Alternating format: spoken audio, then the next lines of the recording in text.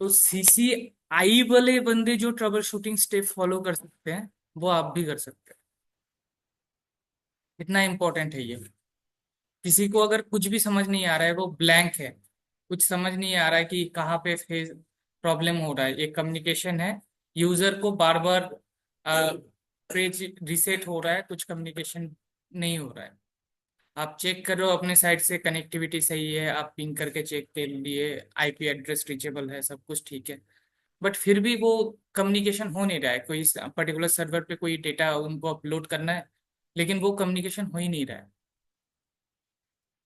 तो वो बैकएंड में अगर टीसीपी प्रोटोकॉल यूज कर रहा है तो बहुत बहुत ही इंपॉर्टेंट रोल प्ले करता है टीसीपी प्रोटोकॉल। ठीक है, लेट्स सी, एक एग्जांपल ले लेते हैं हम। Let's take a diagram to show you.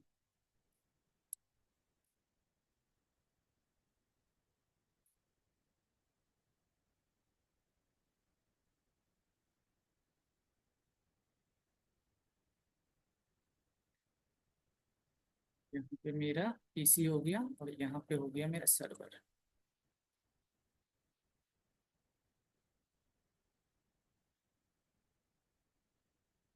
मैंने एग्जांपल के लिए दो स्विच ले लिया, दो राउटर ले लिया। एक एक साइड पे मेरा पीसी का नेटवर्क है और दूसरे साइड पे मेरा सर्वर का नेटवर्क है।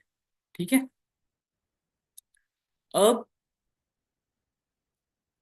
अगर ये सर्वर मेरा टीसीपी बेस्ड कोई सर्विस प्रोवाइड करता है, ठीक है, टीसीपी बेस्ड सर्विस मतलब आप कोई भी एप्लीकेशन पे लॉग इन करते हो, फॉर एग्जांपल आप कोई टिकट रेज करना चाहते हो आपके ऑफिस के, वो टिकट रेज करने के लिए आपको सर्वर के साथ कम्युनिकेशन करने की जरूरत होता है।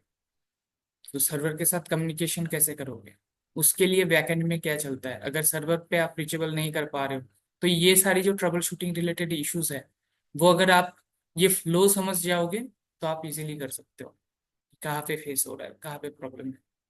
ठीक है, तो ये बेसिकली पहले हमने क्या कवर किया था, मैक एड्रेस आईपी एड्रेस। तो यहाँ पे ट्रबल शूटिंग में वो चीज़ तो आ ही जाता है कि प्रॉपर आईपी एड्रेस होना चाहिए। अगर प्राइवेट रेंज की आईपी एड्रेस यूज कर रहे हैं तो यूजर को प्रॉपर आईपी मिल रहा होगा और सेम सबनेट की गेटवे मिल रहा होगा, गेटवे की कॉन्फ़िगरेशन सही है, एंड टू एंड यहाँ से पीसी से सर्वर की जो रीचेबिलिटी है वो हम पिंग के थ्रू कंफर्म कर सकते हैं कि रीचेबिलिटी है या नहीं है। अगर रीचेबिलिटी नहीं होगा तो टीसीपी तो काम ऑब्वियसली नहीं करेगा, पहले L3 तक जाएगा, फिर उसके बाद L4 पे आएगा। ठीक है, IP address and port number, ये तीन चीज चाहिए होता है कम्युनिकेशन के लिए, सोर्स साइड पे भी और डेस्टिनेशन साइड पे भी। ठीक है, तो अब टीसीपी इसमें क्या रोल प्ले करता है। टीसीपी फॉर एग्जांपल एक टीसीपी पोर्ट बताओ, किसी को पता है TCP port? TCP port number. हाँ, sir sir HTTPS port number 80। Nice. तो HTTP या फिर मेरा HTTPS। HTTPS port number 443। हाँ, 443। तो ये जो है एप्लीकेशंस जो भी हम ब्राउजर पे यूज करते हैं वो पोर्ट नंबर यूज करते हैं। और कल हमने डिस्कस किया था वेल डिफाइंड पोर्ट नंबर, है ना? तो well defined port number use होता है ये एचटीटीपी और एचटीटीपीएस के लिए। और ये पोर्ट नंबर कहाँ से मिलता है सिस्टम को? मैं एज अ पीसी अगर कोई रिक्वेस्ट इनिशिएट कर रहा हूँ, कोई अगर मैं ट्रैफिक इनिशिएट कर रहा हूँ, वो ट्रैफिक कैसे इनिशिएट होता है, उसके लिए कौन सा पोर्ट नंबर यूज करना है, उसको पता कैसे रहता है? एनी आइडिया किसी को?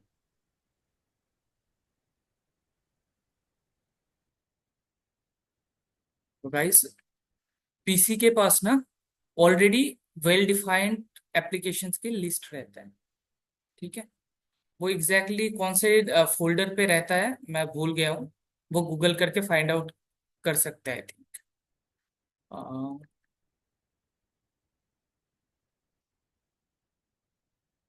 ये एक टेक्स्ट फाइल रहता है, टीएक्सटी फाइल रहता है, तो उससे हम चेक कर सकते हैं कि वहां पे मेंशन रहता है कौन से एप्लीकेशन पे अगर जाना चाहते हो तो उसके लिए कौन सा एसोसिएट पोर्ट नंबर है, वो लिस्ट रहता है पीसी के पास। तो जब भी वो कम्युनिकेशन ओपन करना चाहता है डेस्टिनेशन साइट के लिए, तो वो पोर्ट नंबर चेक करता है उस फाइल में कि अच्छा मुझे एचटीटीपी पे जाना है, उसके लिए एसोसिएट पोर्ट नंबर कौन सा यूज करना है, 80। गुड। तो उस हिसाब से वो आइडेंटिफाई करता है। ठीक है। टीसीपी का full form? Trans transmission control protocol. Transmission control.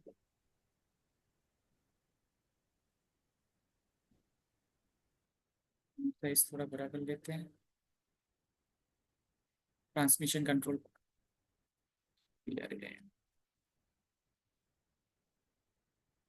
और प्रोटोकॉल के बारे में हमने डिस्कस किया था। What is protocol? Protocol is a set of rules, right. Set of rules मतलब हमारे पास कई सारे ऐसे स्टेप्स है जो हमें फॉलो करना है। अगर टीसीपी यूज कर रहे हो तो टीसीपी अपना कुछ स्टेप्स उसके अंदर जो डिफाइन है वो फॉलो करेगा to form a communication, to do a communication. ठीक है। यस। सो अब आते हैं टीसीपी के इन डेप्थ में। तो अगर इन डेप्थ समझना है टीसीपी क्या चीज है और ये क्यों ज्यादा इंपॉर्टेंट है, अगर आप सिक्योरिटी डोमेन में जाते हो सीसीएनए करने के बाद आपको स्कोप मिलता है कि आप राउटिंग स्विचिंग में रहोगे या सीसीएनए सिक्योरिटी पे जाना चाहते हो, मतलब सिक्योरिटी डोमेन पे जाना चाहते हो या किसी और डोमेन पे जाना चाहते हो। तो सिक्योरिटी डोमेन पे अगर जाते हो तो हर कोई इंटरव्यू में आपको टीसीपी के डिटेल पूछेगा ही पूछेगा, उसके लिए ऑप्शनल है ही नहीं। राउटिंग स्विचिंग में आप अगर इन डेप्थ में नहीं पढ़ते हो तो आपको एडवांस लेवल की ट्रबल शूटिंग में प्रॉब्लम आएगा। बट इन केस ऑफ आपका अगर सिक्योरिटी डोमेन में इंटरेस्ट है, लाइक फायरवॉल एंड आइज वगैरह, तो उस केस में आपको टीसीपी की इंफॉर्मेशन आना जरूरी है। तो हम क्या करते हैं, एक टीसीपी हेडर पहले समझ लेते हैं। टीसीपी हेडर, ये हेडर क्या चीज है, किसी को कोई आइडिया है?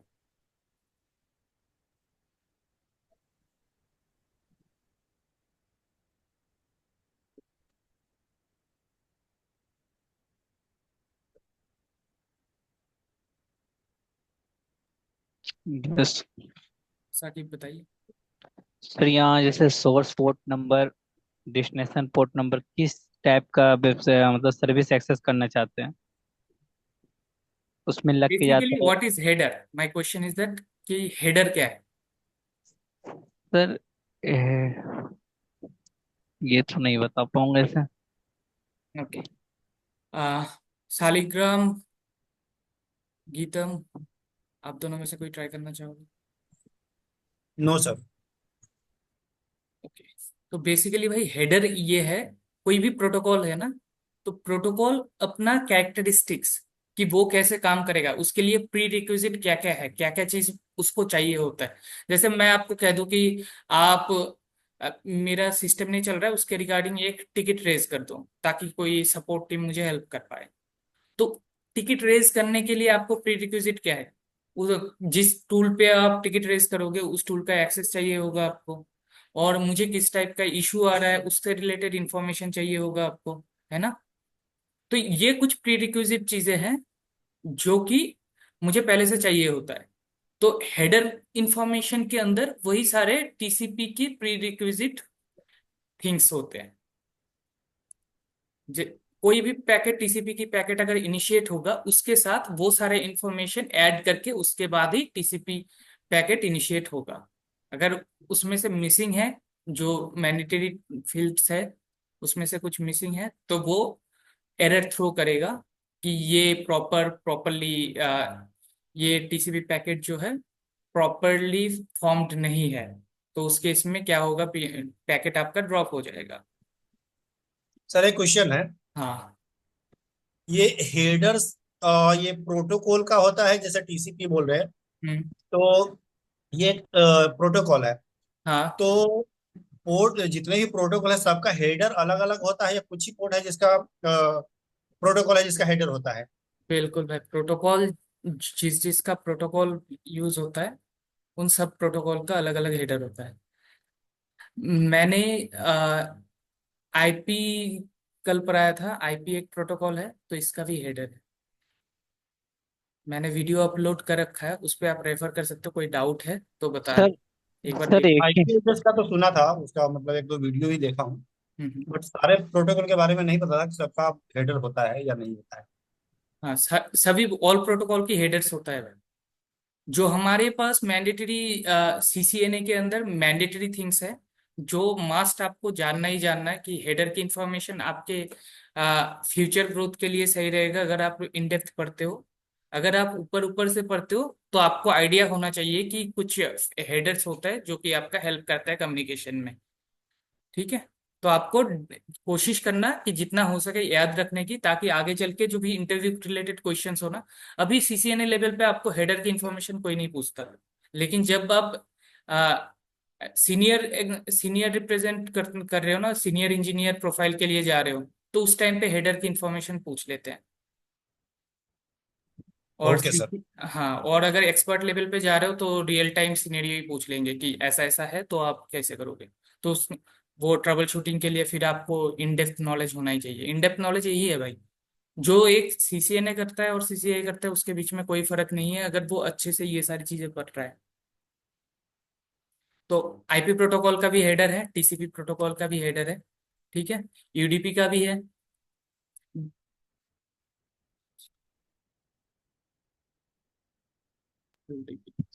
और कौन सा प्रोटोकॉल है हमारे सिलेबस में, जैसे कि डीएनएस हो गया, डीएनएस। टीएससीपी हो गया, इन सब का भी हेडर्स है। ठीक है। यस। तो ये हेडर ही वो इंफॉर्मेशन है जो कि प्रीरिक्विजिट थिंग्स है। ठीक है। तो अब चलते हैं हम हेडर की, उसमें क्या क्या चीजें हैं। ये जो टोटल हेडर का आपको दिख रहा है ना कि ये फॉर्मेट है, तो बेसिकली यही यही चीज हेडर के अंदर भी रहता है। तो हेडर अच्छा। में आपको मिनिमम जो मिलेगा 20 बाइट्स का, आपको टीसीपी हेडर मिलेगा, मैक्सिमम वो 60 बाइट्स का हो सकता है। हेलो। हेलो। हाँ गीतम। सर ये बोला था कि जब आप लैब करेंगे तो कैप्टिव कैप्चर करेंगे ना बाहर। गीतम, आपका वॉइस ब्रेक हो रहा है, आप एक बार अपना माइक चेक हेलो। करोगे। और आप ऑडिबल तो हो, लेकिन आपका वॉइस क्लियर नहीं आ रहा है।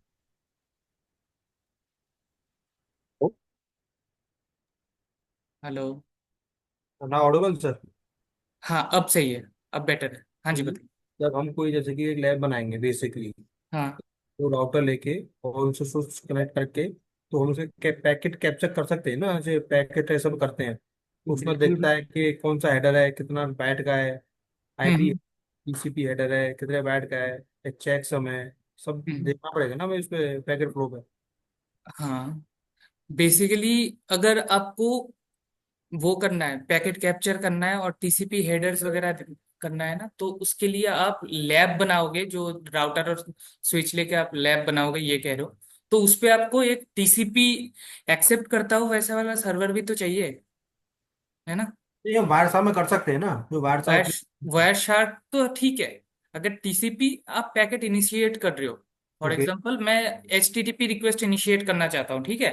ठीक है। अब मेरा सर्वर जो है, सर्वर भी तो एचटीटीपी हैंडल करे ऐसा सर्वर होना चाहिए ना, तभी जाके आप उसकी डिटेल्स चेक कर सकते हो कि हाँ हाँ हाँ, सोर्स एक्टिव हुआ है। डेस्टिनेशन, हाँ तो सोर्स वो डेस्टिनेशन। वो चीजें आप लैब में सर्वर बिल्ड करना, उसके लिए फिर आपको अलग से सर्वर की रिक्वायरमेंट पड़ सकती है। लेकिन इजीएस्ट सोल्यूशन है कि अगर आपको लैब सेटअप करना है, तो आप सीधा सीधा वायर, जीएनएस आपका है ही, उसके साथ वायर शार्क आता है, ठीक है। वायर शार्क हम्म। ओपन करो। तो सर इसका पैकेट फ्लो अंडरस्टैंड करना है, क्योंकि मैंने सर अभी सीएसएस कॉर्प में इंटरव्यू दिया था रिसेंट हम्म। में, ठीक तो है। वो ओनली टीसीपी, एसएसएल, आईपी सेक, वो ओनली पैकेट फ्लो पूछते हैं, और कुछ नहीं पूछते वो। हाँ, अब पैकेट फ्लो अगर बता रहे हो आप, फॉर एग्जांपल पैकेट फ्लो के अंदर अभी हम आएंगे कि three way handshake. Three way से। थ्री वे हैंडशेक हो गया, तो थ्री वे हैंडशेक अगर आप बता रहे हो, तो उसके अंदर जो थ्री वे हैंडशेक को हैंडल कौन करता है, उसका इंफॉर्मेशन उसी हेडर में रहता है। ओके। ठीक है। वो चीजें अगर आप थोड़ा सा और डेप्थ में जाओगे तो आपको पता चल जाएगा कि हेडर की इंपॉर्टेंस कहाँ पे है। अभी अभी आ रहे हैं उस पे। इसके अंदर अब यहाँ फ्लैग पे भी तो जैसे होते हैं मैंने ना, वायरशेट फ्लैग। ओपन किया है, ठीक है। अगर आपको पैकेट कैप्चर कैप्चर करना है कि हमारा जो मीटिंग चल रहा है और इंटरनेट पे मैं एक्सेस कर रहा हूँ, तो उसका रियल टाइम पे ट्रैफिक क्या क्या जा रहा है, वो कैसे सारे जा रहा ट्रैफिक है? लॉग्स। तो ये वाईफाई वाला मेरा जो इंटरफेस है, उसको मैं सिलेक्ट करूंगा और यहाँ पे रन कर दूंगा। तो हाँ, यहाँ ये पे यही देखो, बोल रहा था मैं इसमें। कंटिन्यू कंटिन्यू कुछ ना कुछ मेरा कम्युनिकेशन हो रहा है। ये यूडीपी पैकेट मेरे ज्यादा यूडीपी जा रहे से हैं। भी, क्योंकि सर ये जो एप्लीकेशन है अभी जो चल रहा है प्रेजेंट में, तो यूडीपी पे चलता है। हाँ, यूडीपी पे चल रहा है, मुझे यही तो देखने को आ रहा है कि जूम जो चल रहा है हमारा यूडीपी बेस्ड ही चल रहा अरे है, जो जैसे क्योंकि कि वॉइस तो टीम्स यूडीपी है, पे ही बेस्ड रहता है। ये टीम्स है, HTTPS है ना ये तो, नहीं, बस जूम में उसी पे चलता वॉइस है ना। का क्या सीन रहता है, अगर अभी आएंगे कि टीसीपी क्यों रिलायबल कम्युनिकेशन कहते हैं टीसीपी को। टीसीपी बेसिकली सारी चीज के लिए ना एक्नॉलेजमेंट सेंड करता है। या डेटा, अगर कोई, डेटा कंट्रोल, मान लो फ्लो थोड़ी कंट्रोल। देर पहले आपका वॉइस ब्रेक हो रहा था, ठीक है। Yes yes. अब वॉइस ब्रेक हो रहा था, अगर टीसीपी होता, यहाँ पे टीसीपी हैंडल कर रहा था वो चीज को, तो वॉइस ब्रेक होने की रीजन मेनली ये रहता है कि कोई फ्रेम या कोई पैकेट मेरा लॉस हो रहा था बीच में। अगर बीच में लॉस हो रहा है तो वो फिर कहेगा कि मुझे ये वाला पैकेट मिसिंग हो गया, दोबारा से सेंड करो। फिर दोबारा से आएगा, फिर बाकी कम्युनिकेशन करने देगा। तो ओके। उस केस में आप बाद में जो वर्ड कह रहे हो, फर्स्ट वर्ड मान लो मिसिंग हो गया, सेकंड वर्ड जो है, सेकंड वर्ड जो है रिसीव नहीं होगा अनटिल वो फर्स्ट वर्ड को रिकवर कर लेते हैं। तो उस केस में तो मीनिंग ही बदल जाएगा ना। आप कुछ कहना चाहते हो और बीच वाला हट गया और पहले मतलब आगे पीछे की सेंटेंस अगर ऑर्गेनाइज करने के चक्कर में बहुत डिले हो रहा है मुझे। कभी आपने हेलो कहा था, हेलो आप बात कर रहे हो, उसके बीच में हेलो वाला वर्ड जो है वो रिफ्लेक्ट कर रहा है, तो वो सुनने में भी ऑड लगेगा। Yes yes. तो वही चीज है कि इसलिए वॉइस के लिए जो है ना यूडीपी प्रिफर्ड रहता है। ओके। ठीक है। कोई भी कम्युनिकेशन जिसपे हमें एक्नॉलेजमेंट की जरूरत नहीं है, उसके लिए वो रहता है, यूडीपी यूज होता है। ठीक है। तो आगे बढ़ते हैं। अभी टीसीपी हेडर पे बात कर रहे थे। TCP header basically minimum 20 bytes का होता है, ठीक है। अब ये जो हेडर फॉर्मेट है ना, ये आपका टोटल लेंथ जो है, यहाँ पे बिट कितने बिट्स का है, बाइट्स का है, वो मेंशन नहीं है। तो मैं कोई दूसरा इमेज शो करता हूँ जिसपे आपको प्रॉपर दिखे। ठीक है, let's take an example of this one।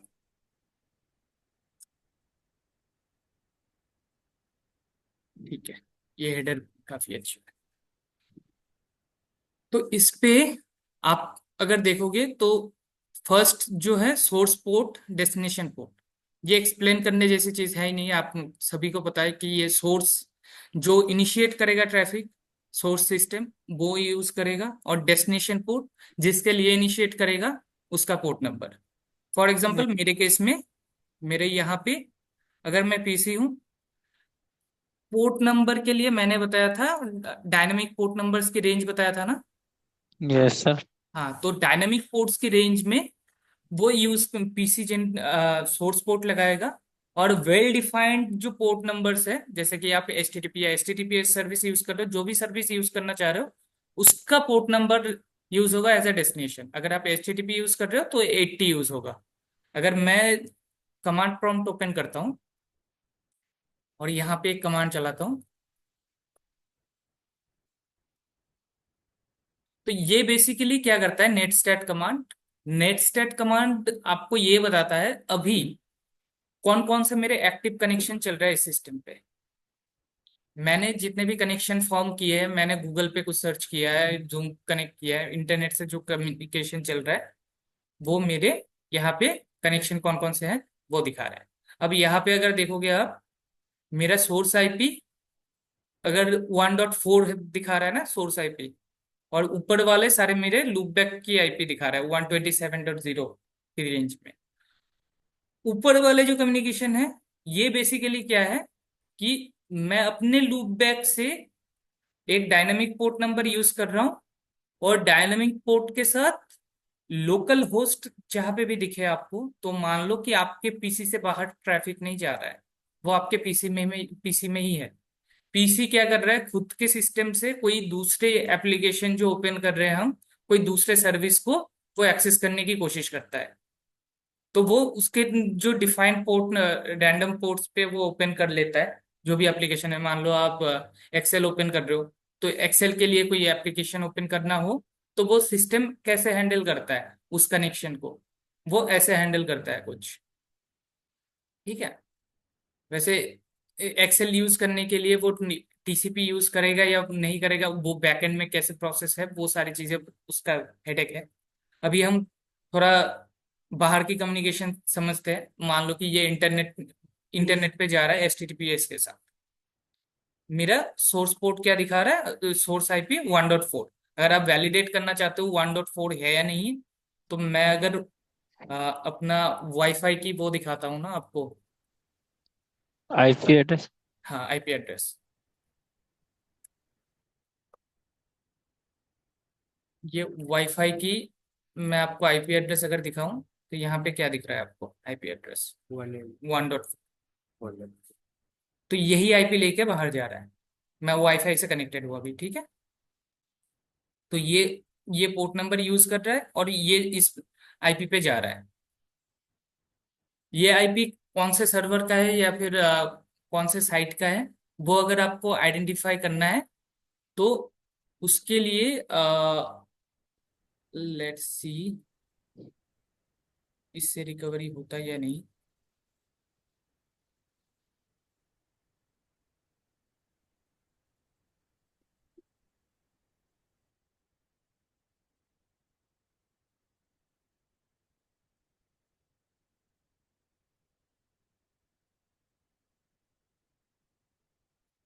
IP की फॉर्मेटिंग गलत है।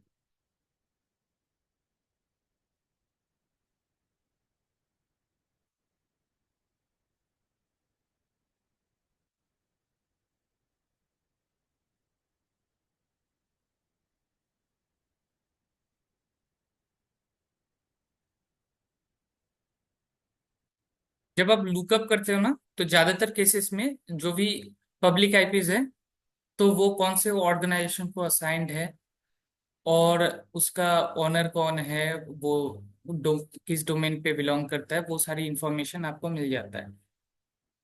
तो उससे आप आइडेंटिफाई कर सकते हो कि ये मैलिशियस आईपी की रेंज में आएगा या फिर नॉर्मल रेंज में आएगा। वो सारी चीजें आप थोड़ा सा आइडिया ले सकते हो, ये आईपी बेसिकली कौन से कंट्री से बिलोंग करता है, वो सारी चीजें। ठीक है। टाइम देगा है, लुकअप को कंट्री कंटिन्यू होने देते हैं, तब तक आगे बढ़ते हैं। सर हमें पोर्ट नंबर चेंज क्यों हो? पोर्ट नंबर चेंज क्यों हो रहा है, गुड क्वेश्चन। अभी मैं एक टैब ओपन कर रखा है, मैं दूसरे टैब पे कुछ दूसरा भी सर्च कर सकता हूँ। तो मेरा कनेक्शन तो HTTPS कनेक्शन ही है, ठीक है। लेकिन मेरा सिस्टम सिस्टम जो इनिशिएट कर रहा है उसका आईपी तो सेम ही है। अब डिफरेंट टैब को आइडेंटिफाई कैसे करोगे आप, डिफरेंट सोर्स पोर्ट से। तो जितना भी मेरा न्यू कनेक्शन बनेगा, वो मेरा बनेगा, ये अलग अलग कनेक्शन को आइडेंटिफाई कराएगा मेरा सोर्स पोर्ट नंबर। तो चेंज मत करो। हाँ, जितना आप कनेक्शन ओपन करोगे उस हिसाब से फिर ये port number, source port number change होगा। लेकिन डेस्टिनेशन तो मैं ब्राउजर ही यूज कर रहा हूँ, HTTPS ही यूज कर रहा हूँ, है ना। तो उस केस में आपको वो करेगा यहाँ पे। ओके। तो यहाँ पे इस आईपी का क्या दिखाया, ऑर्गेनाइजेशन अभी तक नहीं दिखाया, ये देखो, जूम वीडियो कम्युनिकेशन, ISP। ठीक है। कंट्री US, कैलिफोर्निया ये है। ठीक है। तो ये जूम की आईपी एड्रेस है। नीचे दिया ये वाला आवाज बंद कर। एस एस 1461, ये बेसिकली ISP का है। ये ISP असाइन करते हैं और किस ऑर्गेनाइजेशन को है ये यहाँ पे दे रखा है। करेक्ट है, ऊपर ऑर्गेनाइजेशन तो मिसिंग है। ठीक है। तो ऐसे हम पता कर सकते हैं कि कौन सा आईपी किससे बिलोंग करता है। कभी कभी आता है ना कि किसी का साइट नहीं चल रहा है, फॉर एग्जांपल मेरा किसी ने बता दिया google.com नहीं चल रहा है, तो हम क्या करते हैं, ट्रबल शूटिंग के लिए google.com को पिंग करते हैं। google.com पिंग हो रहा है, और यहाँ पे देखो आप google.com का आईपी भी रिजॉल्व हो गया है। ठीक है। अगर google.com का आईपी अगर रिजॉल्व नहीं हो रहा है, तो हम एक चीज कर सकते हैं, एनएस लुकअप करके एक कमांड रहता है। ठीक है। एनएस लुकअप करके अगर हम google.com करेंगे, तो यहाँ पे उसका रिजॉल्व करके देगा कि क्या आईपी एड्रेस है। ये IPv6 एड्रेस है, ये IPv4 एड्रेस है। और ऐसा नहीं है कि आपको ऑलवेज रिप्लाई जो है सेम सर्वर से आएगा, आईपी डिफरेंट हो सकता है। ऊपर देखोगे आप google.com सर्च मैंने पिंग किया, डिफरेंट आईपी पे गया, यहाँ पे डिफरेंट आईपी दिखा रहा है। ये ऐसा क्यों है, क्वेश्चन आ सकता है ना भाई। क्योंकि सर यहाँ पर नेट चलता होगा ना, नेट। नेट की वजह से नहीं, ये बेसिकली होता है एक सर्वर, आप जब भी एक्सेस करने की कोशिश करते हो ना, तो गूगल के पास सिंगल सर्वर नहीं है। गूगल के पास सेम डोमेन नेम के साथ मल्टीपल सर्वर है, जो कि सेम साइट को। लोड बैलेंसिंग होता है। हाँ। तो बेसिकली क्या करता है, उसके पास जब ट्रैफिक आता है, तो वो डिसाइड करता है कौन सा सर्वर है मेरा वो खाली है अभी, है ना। तो कौन से लोकेशन पे, मान लो कि अभी मैं नोएडा पे बैठा हुआ हूं, तो नोएडा के नियरेस्ट सर्वर मेरे पास दो तीन सर्वर है, नोएडा के आसपास गूगल के दो सर्वर है। तो दोनों में से किसको सेंड करेगा, अभी जो फ्री रहेगा उसको सेंड कर दिया। नेक्स्ट टाइम मैं इनिशिएट करूंगा तो नियर बाई जो रहेगा उसका आईपी दे देगा। और ये चीज सिक्योरिटी पर्पस पे भी यूज होता है। अगर मेरा ऑलवेज स्टैटिक एक ही आईपी रहा, जो कि मेरा सिंगल सर्वर को रिप्रेजेंट करता है, तो कोई हैकर होगा, तो हैकर क्या करेगा, उस आईपी के लिए फेक ट्रैफिक जनरेट करेगा। फेक ट्रैफिक कैसे जनरेट करते हैं, अगर आप टीसीपी की हेडर्स को समझते हो, तो उसके अंदर आप देखोगे कि सिंक पैकेट आएगा, अभी बताऊंगा सिंक पैकेट आएगा।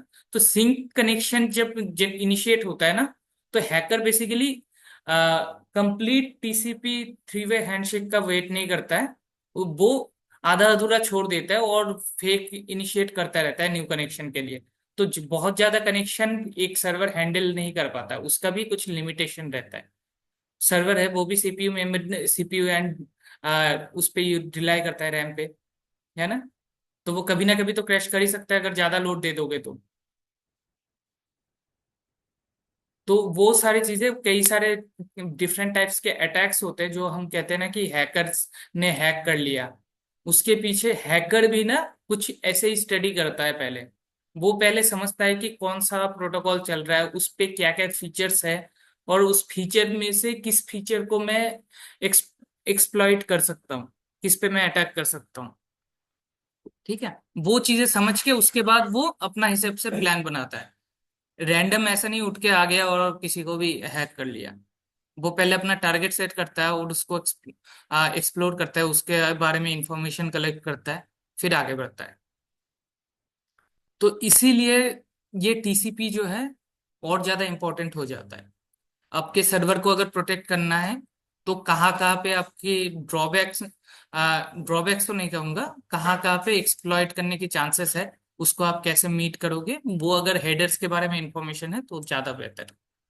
ठीक है। तो यहाँ पे हम आ जाते हैं अभी अगेन टीसीपी हेडर पे। तो सोर्स पोर्ट डेस्टिनेशन पोर्ट का आइडिया हो गया हमें। अब सीक्वेंस नंबर। तो बेसिकली सीक्वेंस नंबर क्या करता है, जब भी हमारा कोई डेटा आता है, मान लो एक मेरा 20 MB का डेटा आ गया, ठीक है, और इस डेटा को मुझे क्या करना है,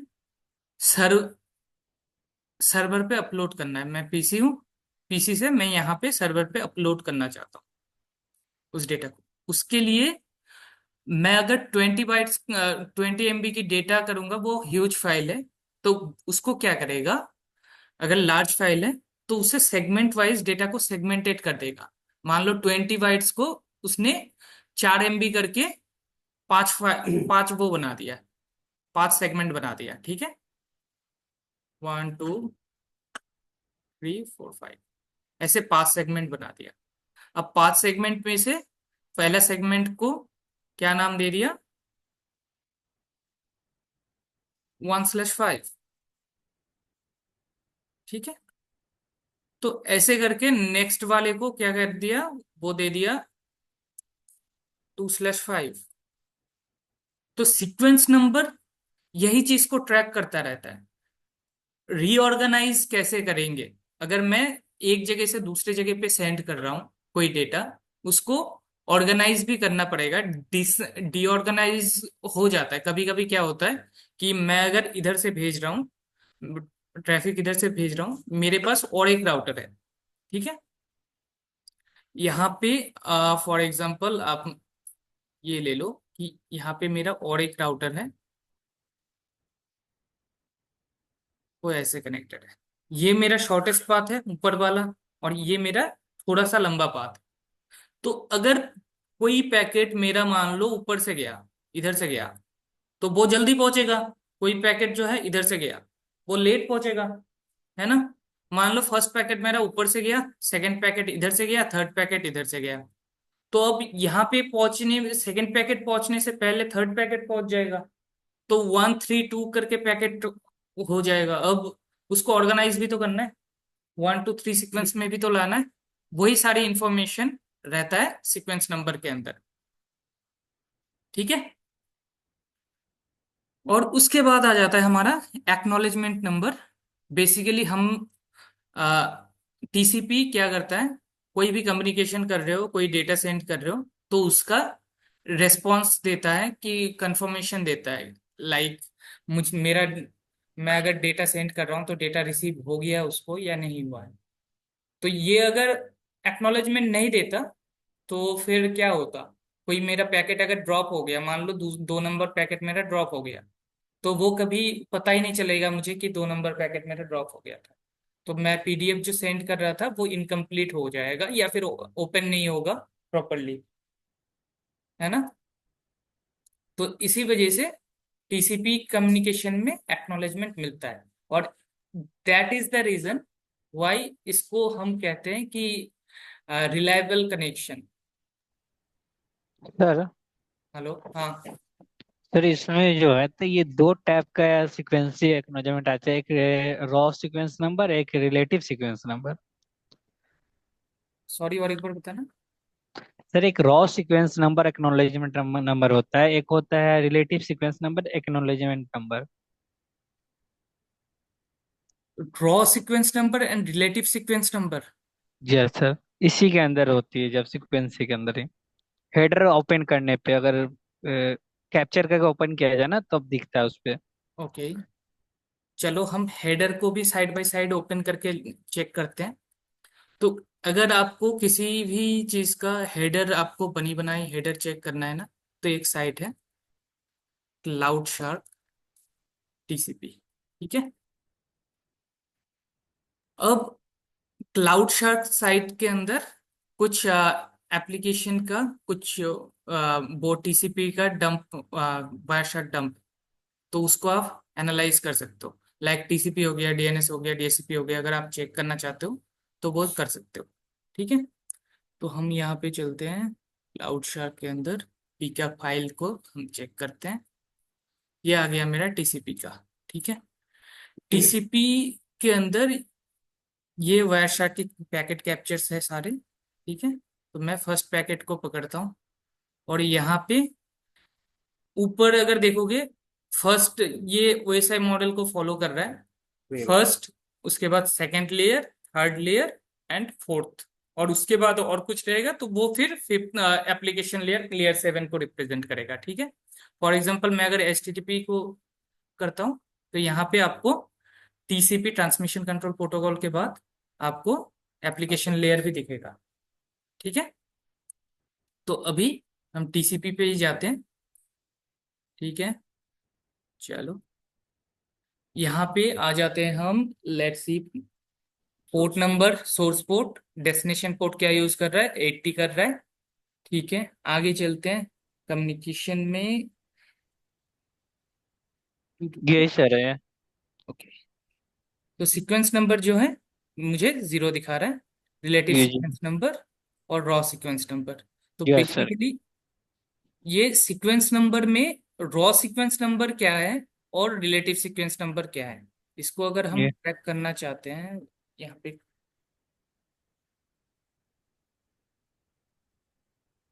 कि raw sequence number always generate हो रहा है, रिलेटिव सीक्वेंस नंबर मेरा जनरेट नहीं हो रहा है।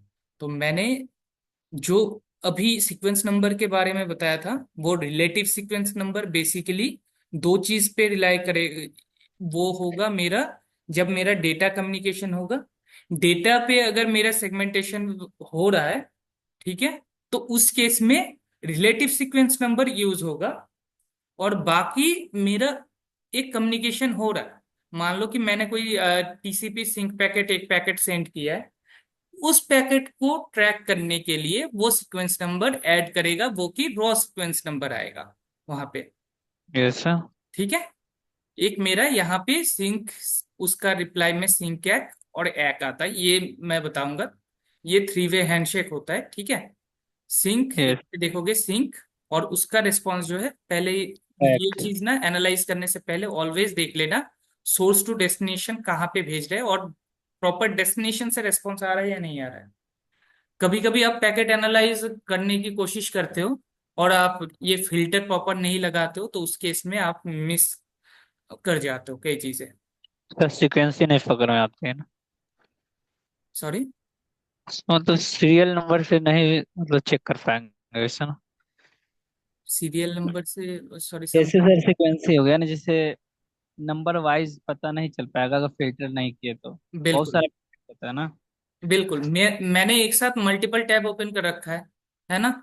अब कौन से टैब का इंफॉर्मेशन पहले कैप्चर होगा, जो पहले जाएगा या पहले रिसीव होगा इंटरफेस पे, वही कैप्चर होगा। यस। हाँ, तो उस वजह से वो सीक्वेंस में नहीं आता है, तो उसको हम फिल्टर करके कर सकते हैं। ठीक है, तो यहाँ पे थ्री वे हैंडशेक का बेसिक सा फंडा है, बहुत ही बेसिक है। लेकिन ये चीज बहुत सारे स्टूडेंट जो है मिस कर जाते हैं, बाद में जाके उनको रियलाइज होता है ये बहुत इंपॉर्टेंट था। लाइक अगर आपका कोई कम्युनिकेशन नहीं हो रहा है, मैं ब्राउजर पे कुछ सर्च कर रहा हूँ नहीं हो रहा है, या फिर मैं कोई एप्लीकेशन को ओपन कर रहा हूँ, बार बार मेरा बंद हो रहा है, एप्लीकेशन प्रॉपर ओपन नहीं हो रहा है, तो उसका रीजन ये भी हो सकता है कि मेरा थ्री वे हैंडशेक फेल्ड हो रहा है। ठीक है, तो थ्री वे हैंडशेक में कैसे होता है, पहले जो सिस्टम है, ठीक है, सिस्टम पहले एक रिक्वेस्ट इनिशिएट करेगा जिसको कहते हैं सिंक रिक्वेस्ट। चेन। ठीक है, सिंक रिक्वेस्ट, और उसके रिप्लाई में क्या आएगा, मेरा सर्वर, एक। सर्वर ये करेगा, रेस्पॉन्स करेगा, सिंक फ्लैग भी भेजेगा और एक। एक। एक्नॉलेजमेंट भी भेजेगा कि मुझे एक्नॉलेजमेंट मिल गया है, मैं भी आपको सिंक भेज रहा हूं, आप अगर अवेलेबल हो तो मुझे रिप्लाई करो। ये बेसिकली इनडायरेक्टली क्या कहते हैं, मैं कुछ आपको सेंड करना चाहता हूँ, पीसी कहेगा मैं कुछ सेंड करना चाहता हूँ, क्या आप अभी अवेलेबल हो, एज लाइक सेम कि आज क्लास होगा या नहीं। कभी कभी आप पूछ लोगे कि सर आज क्लास होगा, दैट मीन्स मैं अगर खुद को ऐसे सर्वर कम वो करता हूँ, कंसिडर करता हूँ, तो आपने क्या किया, मुझे सिंक पैकेट भेजा, तो मेरा फर्ज बनता है कि मैं आपको एक्नॉलेजमेंट दूँ उसका। ठीक है, तो मैंने बताया कि आई एक्नॉलेज दैट, और आज क्लास होगा, ऐसा करके मान लो। ठीक है, तो मैं अवेलेबल हूँ आज, मैं आपको एक्नॉलेजमेंट एक्नॉलेज करता हूँ।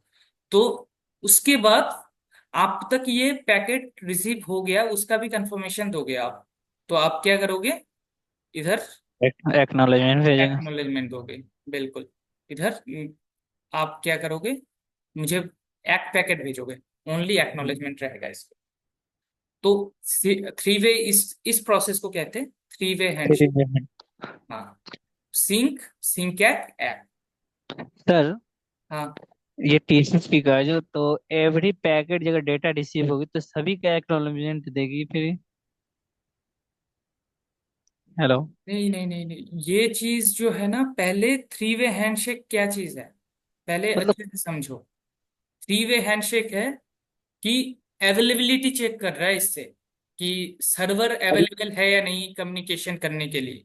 सर एक्टिव है या नहीं ना, रेडी। हाँ, रेडी है या नहीं, वो कुछ भी मैं सेंड करूंगा तो उसके लिए रेडी है या नहीं, इस पे कोई भी डेटा पैकेट कुछ भी नहीं जाता है। ठीक है। ठीक। Yes sir. मैं पूछना ये चाह रहा हूँ कि अगर थ्री वे हैंड से कंप्लीट हो गई, ठीक है। फिर डेटा ट्रैवल करेगी, हाँ।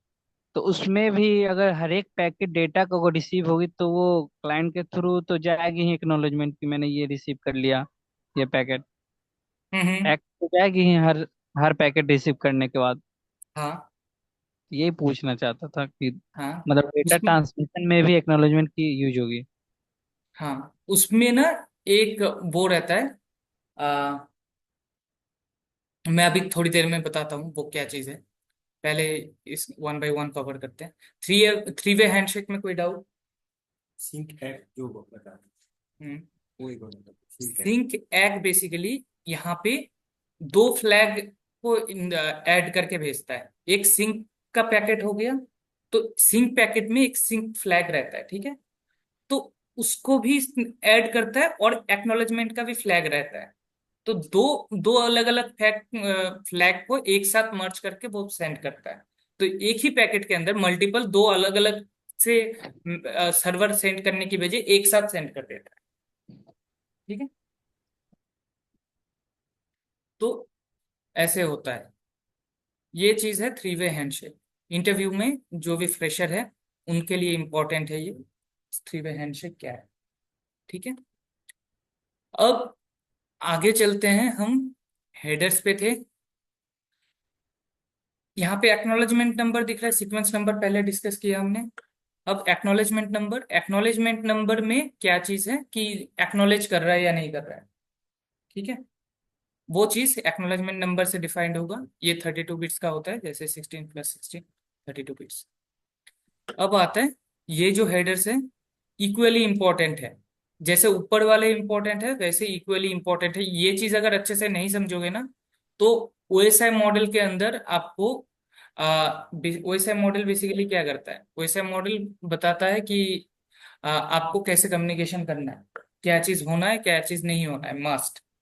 तो ओएसआई मॉडल में आपको काफी दिक्कत आ सकता है बाद में कि ट्रबल शूटिंग की टाइम आप ओएसआई मॉडल को रेफर करके ही हम ट्रबल शूटिंग करते हैं, तो ट्रबल शूटिंग में प्रॉब्लम आ सकता है। तो ये जो हेडर है ये हेडर लेंथ है 4 बिट्स की। अब हेडर लेंथ बेसिकली क्या करता है, जो टोटल हमारा हेडर है, मैंने बताया 20 to 60 बाइट्स का हो सकता है। तो कितना लेंथ है टोटल हेडर का वो बता देगा। और बिट। हाँ। और ये रिजर्व बिट है। ठीक है। Yes reserve bit, sir, reserve bit का क्या वर्क है ये बताइए। रिजर्व बिट का यार, यस सर। रिजर्व बिट का एक्चुअल में मुझे भी क्लियर आइडिया नहीं है कि ये किस लिए यूज होता है, क्योंकि मैंने अभी तक यूज में नहीं देखा इसको। प्रोडक्शन में मैं 9 ईयर्स से काम कर रहा हूँ, आज तक मैं यस रिजर्व सर। बिट का यूज नहीं देखा। ओके। ठीक है। तो ये रिजर्व इसलिए भी हो सकता है आई बिलीव कि टीसीपी को इम्प्रूवमेंट एंड एनालिसिस के लिए, जो डेवलपमेंट के लिए यूज होता है ना, जैसे आईपी के अंदर रहता है। सर ये जैसे फीचर फीचर में रिसर्च है कुछ हाँ, नया। रिसर्च एंड डेवलपमेंट वाला। Yes sir. तो होप आई बिलीव उसके लिए यूज होता होगा, क्योंकि मैंने अदरवाइज और कोई यूज नहीं देखा इसका। टीसीपी हेडर को अच्छे से मैंने स्टडी किया था, लेकिन ये चीज का यूज मैं कहीं पे नहीं देखा। ठीक है। ओके और सर। आगे जो ये फ्लैग्स हैं ये काफी इंपॉर्टेंट है। इसमें से अगर देखोगे आप कि मेरा सिंक, यहाँ पे मैं वो भी कर लेता हूँ ये चीज। यहाँ पे मैं वन बाय वन करके बताता हूँ। पहला फ्लैग है मेरा सिंक। ठीक है। और एक्नॉलेजमेंट, तो हमने देखा थ्री वे हैंडशेक के टाइम पे सिंक पैकेट सेंड करता है यूजर। ठीक है। तो वो सिंक का आइडिया हो गया उससे आपको कि कम्युनिकेशन अवेलेबल है नहीं, वो चेक करने के लिए सेंड करता है, उसका एक्नॉलेजमेंट चेक करने के लिए भेजता है। हाँ। ठीक है। एक्नॉलेजमेंट। और उसके अलावा क्या है, सिंक एक्नॉलेजमेंट, ये थ्री वे हैंडशेक का कंप्लीट हो गया। एक्नॉलेजमेंट बाकी टाइम पे भी भेज सकता है कि कोई पैकेट आप सेंड किए हो तो उसका रिस्पॉन्स में वो एक्नॉलेजमेंट भेजेगा। ठीक है। उसके बाद आता है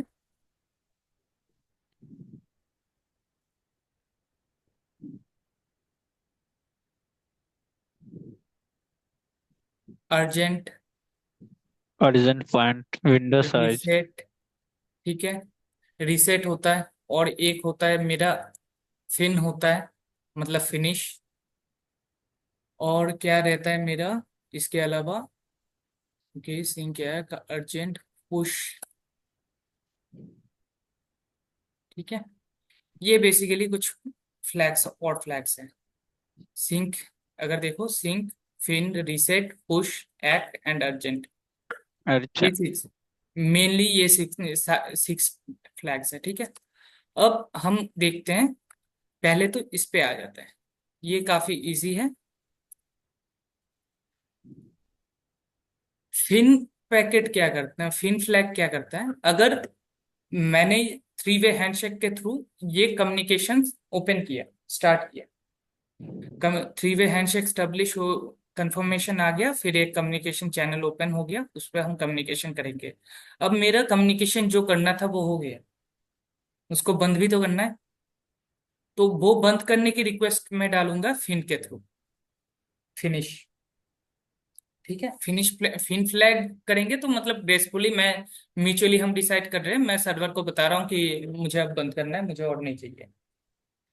ठीक है, तो तो ये जो कनेक्शन। ये हेलो। फिन पैकेट का यूज है, हाँ, जैसे थ्री वे हैंडशेक हो गया, या डेटा कंप्लीट जाने पे फिन फिन भी डाउन हो जाएगी, या थ्री वे नहीं, हैंडशेक कंप्लीट होने पे? फिन फिन वो लास्ट में आएगा। थ्री वे हैंडशेक से क्या होगा, आपका कम्युनिकेशन ओपन होगा, स्टार्ट होगा। जैसे वो ठीक है, तो हो गई। अब उसके बाद कंटिन्यू कम्युनिकेशन कर रहे हो आप, डेटा सेंड करना है, कर रहे हो, सब कुछ कर रहे हो। अब मान लो मैं ब्राउजर को बंद कर रहा हूँ। ठीक है, यस। मैंने ब्राउजर ओपन किया था, अब ब्राउजर को मैं बंद कर रहा हूँ या कोई टैब को बंद कर रहा हूँ, तो उसके लिए जो कनेक्शन ओपन था, तो उसे तो मैं अभी बंद कर रहा हूँ, उसे यूज नहीं कर रहा हूँ। तो मैं क्या करूंगा, सर्वर वो उसको क्या मेंटेन करके रखेगा कंटिन्यू, जब तक उसके पास कोई कंफर्मेशन नहीं आएगा, राइट? यस तो उस केस में क्या करेगा, पीसी मेरा एक फिन इनिशिएट कर देगा। सर, तो फिन में कुछ बीट होती होगी जो कि कंप्यूटर के लैंग्वेज जैसे जीरो या ऑन कर देती होगी, तभी तो पता चलेगा कि हाँ। ओके, तो ये चीज देखो आप, यहाँ पे सिंक सिंक पैकेट के अंदर क्या रहता है, किससे आप इसको आप कैसे समझते हो कि ये सिंक पैकेट है? कुछ तो रहता होगा यस सर, जिससे जिससे आप समझते हो सिंक पैकेट है ये। तो ये टीसीपी हेडर के अंदर फ्लैग्स सेक्शन है ना, यस सर। फ्लैग सेक्शन में आपको क्या दिख रहा है? सिंक दिख रहा है। तीन, ठीक है। ठीक है? तो सिंक में क्या है मेरा, सिंक सिंक वाला पोर्शन ऑन है। ऑन। ठीक है, वैसे ही अगर यस फिन है तो फिन बिट मेरा ऑन रहेगा। सर, यही कर रहा हूँ कि जीरो है तो ऑफ है, वन है तो ऑन है। ऑन। Yes sir. और ये आपको दिख रहा है कि रिजर्व वाला बिट्स, रिजर्व वाला बिट रिजर्व ही रहता है। ठीक है। Yes sir. ठीक है, चलो। तो फिन फिन मेरा कंप्लीट हो गया। अब क्या आता है मेरा, पुश, रिसेट एंड अर्जेंट। मतलब जब फिन रहेगा लास्ट में उसमें ऑन रहेगा या जीरो हाँ, रहेगा? वन मतलब ऑन रहेगा, कोई अगर पैकेट है तो उसका ऑन रहेगा। लास्ट में फिन भेजते हैं तो खत्म, मतलब फिनिश हो गया। हाँ, वो आप सर्वर को इन्फॉर्म कर रहे हो कि मुझे और कम्युनिकेशन की जरूरत नहीं है, you can close that connection. ठीक है। ठीक है, अब आते हैं हम अर्जेंट पे। अर्जेंट क्या है? अर्जेंट बेसिकली आपको कुछ भी सेंड करना है, ठीक है, उसका अर्जेंसी है। मान लो कि आप कोई मैसेज सेंड करना चाहते हो, उसका अर्जेंसी है। सर, जैसे कि अर्जेंट पॉइंट मुझे ऐसा लगा कि हाँ, ये पैकेट को मुझे पहले भेजना है, हाँ, ठीक है। तो वो अर्जेंट, तो शायद उस टाइम हम अर्जेंट बिट को ऑन करके भेजेंगे तो राउटर पहले उस पैकेट को पास आउट करेगा। सो बेसिकली क्या होता है, अगर आप कोई अर्जेंट फ्लैग टैग लगा के भेजते हो ना, तो जब भी कोई वो टैग दिखेगा उसको प्रायोरिटाइज कर देगा। कोई मेरा अगर वो है कि मैंने राउटर पे मेरे क्यू में कई सारे पैकेट्स हैं, अब उसमें अर्जेंसी लगा के मैं कोई पैकेट भेज रहा हूँ, तो राउटर वो उस पैकेट को प्रोसेस पहले करेगा। यस सर, यही था। तो बाकी सारे को बंद करके इसे करें। सर मेरा एक नहीं क्वेश्चन। करेगा, वो बफर में रहेगा। अगर बफर फुल हो जाता है, सबका मेमोरी एलोकेशन रहता है, इंटरफेस का भी बफरिंग एलोकेशन रहता है, अगर बफर फुल हो गया तो उसको एंटरटेन नहीं करेगा, वो तो फुल है। वो अपने लिमिट पे ही करेगा, लिमिट से बाहर जाके नहीं करेगा, ठीक है। तो ये बेसिकली उसको प्रायोरिटाइज करेगा। लेकिन इसका बेनिफिट क्या है? मान लो कि मैंने मेरे राउटर पे, ठीक है, शो रनिंग की कमांड, रनिंग कन्फिग का चला दिया शो रन, ठीक है। मैंने राउटर पे शो रन का कमांड चलाया। ये बेसिकली क्या करेगा, राउटर के अंदर मेरा जितने राउटर की रनिंग कॉन्फ़िगरेशन है वो उसको शो करेगा, ठीक है। अब मैं जानता हूं मेरे राउटर पे बहुत सारे कॉन्फ़िगरेशन है, 100 लाइन की कम्युनिकेशन है, और मैंने ये कमांड गलती से चला दिया, इतने मुझे चाहिए ही नहीं। तो मैं क्या करूंगा, मैं क्लोज करने की कोशिश करता हूँ कभी कभी, कि मुझे ये कमांड की रिक्वायर्ड आउटपुट की जरूरत नहीं है, मैं इसको क्लोज कर देता हूँ ताकि मैं नेक्स्ट कमांड चला सकूँ। तो उसके लिए अर्जेंट बेसिस पे कभी कभी हम कंट्रोल सी प्रेस करते हैं ब्रेक कमांड को ब्रेक करने के लिए, है ना। तो जब आप ब्रेक करने की कोशिश करते हो तो क्या करते हो आप, वो अर्जेंसी तो दिखाते हो आप कि फटाफट फटाफट मेरा ये करो, इसको क्लोज करो, ठीक है। तो जब आप कोई अर्जेंट अर्जेंट वर्क करना चाहते हो तो अर्जेंट फ्लैग यूज कर सकते हो आप। और यहाँ पे अगर आप देखोगे हेडर पे, यहाँ पे अर्जेंट पॉइंटर है, ठीक है।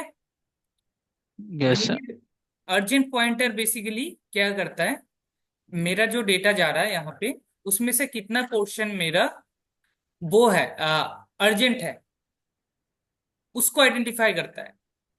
डेटा मान लो मेरा 100 बाइट्स की है या 1500 बाइट्स की है, उसमें से कितना पोर्शन मेरा अर्जेंट के लिए यूज हो रहा है, वो डिफाइन करेगा मेरा अर्जेंट पॉइंटर, ठीक है। इसके बाद आता है मेरा पुश। पुश बेसिकली क्या है, पुश फ्लैग बेसिकली क्या करता है, मान लो आप मैसेज टाइप कर रहे हो, मैसेज में आप हाय लिख रहे हो, तो जैसे ही आप सेंड किए वो तुरंत चला गया। और वो क्या करता है, कब जब आपके सिस्टम से बाहर जाना होता है तो वो क्या करता है, अपना बफरिंग यूज करता है। बफरिंग बेसिकली क्या है, आप हाई में कितना बिट्स या बाइट्स होगा, बहुत ही मिनिमम बिट्स। तो आप अगर सेम कम्युनिकेशन पे सेम सर्वर के साथ वो कर रखा है, एक कम्युनिकेशन 3 वे हैंडशेक बना के रखा है, एक चैनल कनेक्शन ओपन है, उस पर आप सेंड करना चाहते हो, उसका कैपेसिटी ज्यादा है, वो चाहे तो ज्यादा भी भेज सकता है, आप ओनली हाई भेजना चाहते हो, तो वो बफर में बफरिंग में रहता है कि उसको इमीडिएट सेंड करना है या फिर और कुछ एडिशनल इंफॉर्मेशन आएगा आपके साइड से, उसको लेके भेजना है। फॉर एग्जाम्पल आप हाय दिस इज साकिब ये लिखना चाहते हो, अगर अगर ओनली हाय लिखा उसके बाद दिस इज साकिब ऐसा करके लिख रहे हो तो भी ठीक है। लेकिन वो आपके पीसी के बफरिंग में टोटल जाएगा, अगर पुश फ्लैग नहीं ऐड है तो जैसे ही आप हाई लिख के सेंड बटन पे क्लिक करोगे, तुरंत आपका हाई चला जाएगा, किसी का भी और वेट नहीं करेगा कि आगे भी कुछ डेटा आएगा तो उसको मर्ज करके एक साथ में भेज देता हूँ सर्वर को। अगर वो है आपके पास पुश फ्लैग ऑन नहीं है तो उस केस में क्या करेगा, हाई आया ठीक है, बफरिंग बफरिंग जब तक मेरे पास है, मैं कुछ और डेटा को भी एक्युमुलेट करके भेज सकता हूँ, तो उसको भी सर मैं जैसे, एक्युमुलेट करूंगा। सर ये जब तक बफर में स्टोरेज रहेगी, मतलब स्टोर रहेगी डेटा, तब तक ये ऐड ऑन कर सकती है। हाँ ऐसा मान सकते हो, कुछ ऐसे ही काम करता है। तो बफरिंग बफरिंग में वेट करता है, पुश पुश फ्लैग में बफरिंग के लिए वेट नहीं करता, वो तुरंत भेज देगा। जैसे ही वो होगा, आप लिखोगे तुरंत भेज देगा। किसी और चीज का एडिशनल इंफॉर्मेशन आएगा, उसका वेट नहीं करेगा। ठीक है। Yes sir. तो ये बेसिकली पुश फ्लैग का काम है, इसको इमीडिएट सेंड करना है।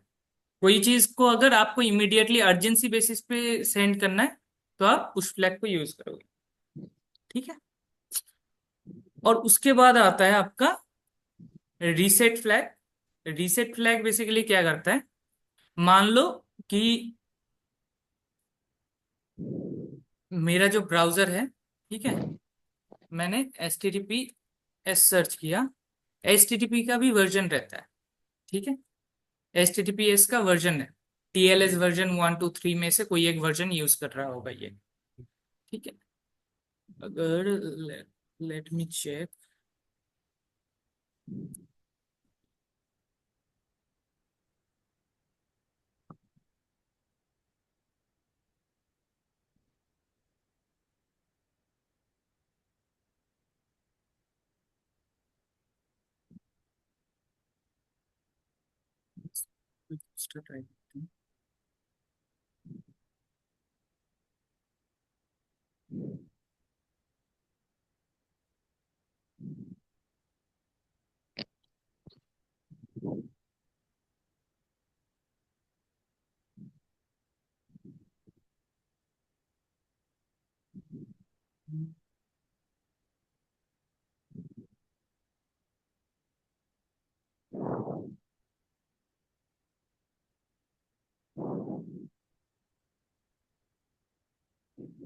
मुझे एक बार देखना पड़ेगा वर्जन कहाँ पे दिखाता है।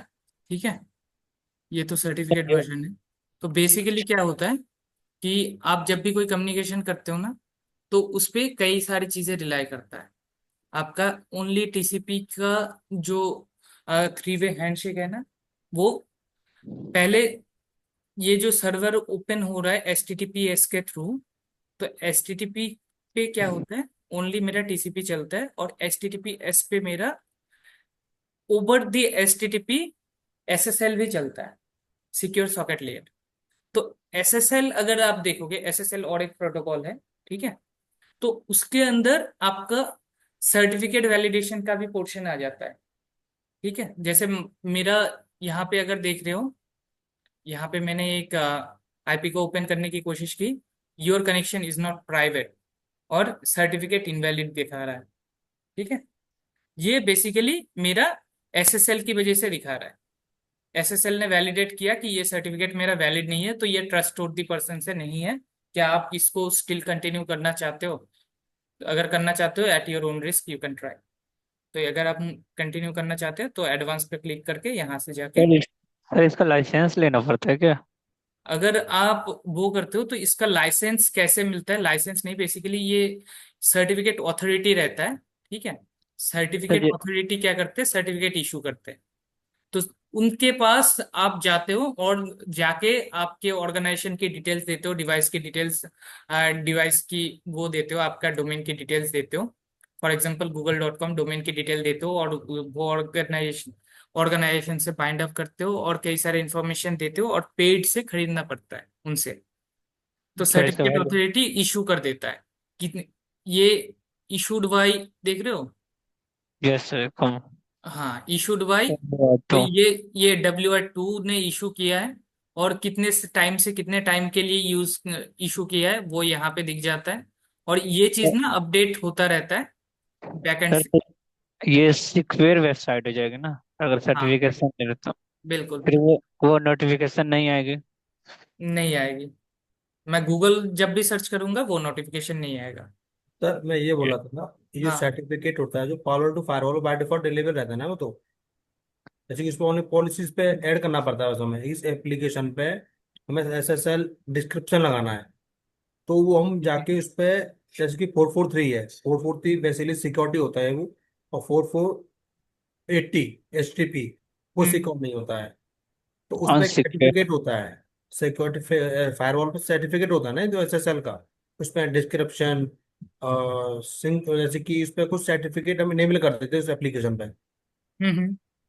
तो बेसिकली भाई, गीतम फायरवॉल पे कैसे काम करता है? फायरवॉल पे दो टाइप के सर्टिफिकेट आप इशू करा सकते हो। एक तो इशू करा सकते हो आप ये ग्लोबल ऑथोरिटी सर्वर से, ठीक है। और हम्म। दूसरा आप लोकली भी करा सकते हो, लोकल सर्टिफिकेट जो कि फायरवॉल खुद जनरेट करेगा, यस ठीक यस है। यस। तो आप सेल्फ जनरेटेड सर्टिफिकेट को भी यूज कर सकते हो, वो डिपेंड करता है आपके ऑर्गेनाइजेशन के ऊपर वो कैसे यूज कर रहे हैं। ओके अगर ओके, सेल्फ सर वो कई जनरेटेड डिपेंड भी करता है कि किस टाइप का एप्लीकेशन है, ज्यादा सिक्योर है तो उसके लिए सर्टिफिकेट रिक्वायर्ड ही होगा। हाँ, तो बेसिकली जब भी आपको फायरवॉल में एसएसएल डिक्रिप्शन लगाना है तो यस। उस केस में क्या करते हैं, फायरवॉल जनरेटेड सर्टिफिकेट ही यूज कराते हैं और ब्राउजर में ऐड करते वो सर्टिफिकेट को इंस्टॉल करा देते हैं, ताकि जब भी ब्राउजर यूज करे कोई कम्युनि स्पेसिफिक साइट के लिए यूज करे तो वो क्या करे, उस सर्टिफिकेट पे जो एनक्रिप्शन मैकेनिज्म है उसको यूज करे। उसको फॉलो करें पूरा। हाँ, तो फायरवॉल जैसे के कि पास सर्वर जब टू जाएगा क्लाइंट। सेम वो फायरवॉल को पता रहता है क्योंकि उसने ही सर्टिफिकेट इशू करके दिया था, तो उसको पता रहता है कि किस प्रोसेस से उसको डिक्रिप्ट करना है। तो फिर वो इसका हमें समझना पड़ेगा only server to client communication की जनरेट।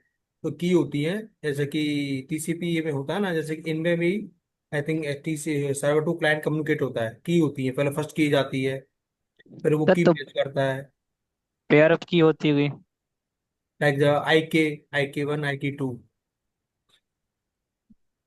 तो भाई वो की वगैरह की बात जो कर रहे हो ना, वो वो सारी पहले चीजें आपको लेटर आता है। पहले तो सर्टिफिकेट इंस्टॉलेशन वगैरह आपका प्रॉपर है, तो बाकी चीजें जो है सर्टिफिकेट अगर आपका इनवैलिड है, इनवैलिड का अलग से नोटिफिकेशन आता है। एसएसएल के अंदर एरर हैंडलिंग का भी पोर्शन है, तो यस बहुत यस यस। सारी चीजें एसएसएल के अंदर जो है एरर थ्रो करने के लिए ऑप्शंस है।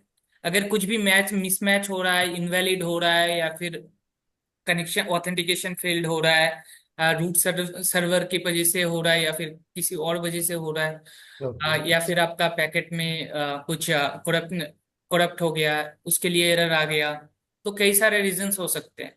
वो यस। अगर सभी कुछ अगर मीट करता है तो उसके बाद आपका कम्युनिकेशन स्टार्ट होगा, उससे पहले नहीं होगा। तो हमें इसका बस ओनली पैकेट फ्लो समझना है एसएसएल का, सर्टिफिकेट तो। एसएसएल का समझोगे और टीसीपी का समझोगे, ओके क्योंकि ओके। एचटीटीपी जो है टीसीपी पे बेस्ड है, यस यस। और एसएसएल जो है वो सिक्योरिटी प्रोवाइड कर रहा है उसको। ओके। तो दोनों चीज समझना पड़ेगा आपको। एसएसएल आपका सिक्योरिटी सीसीएनए सिक्योरिटी में कवर होता है, ठीक है।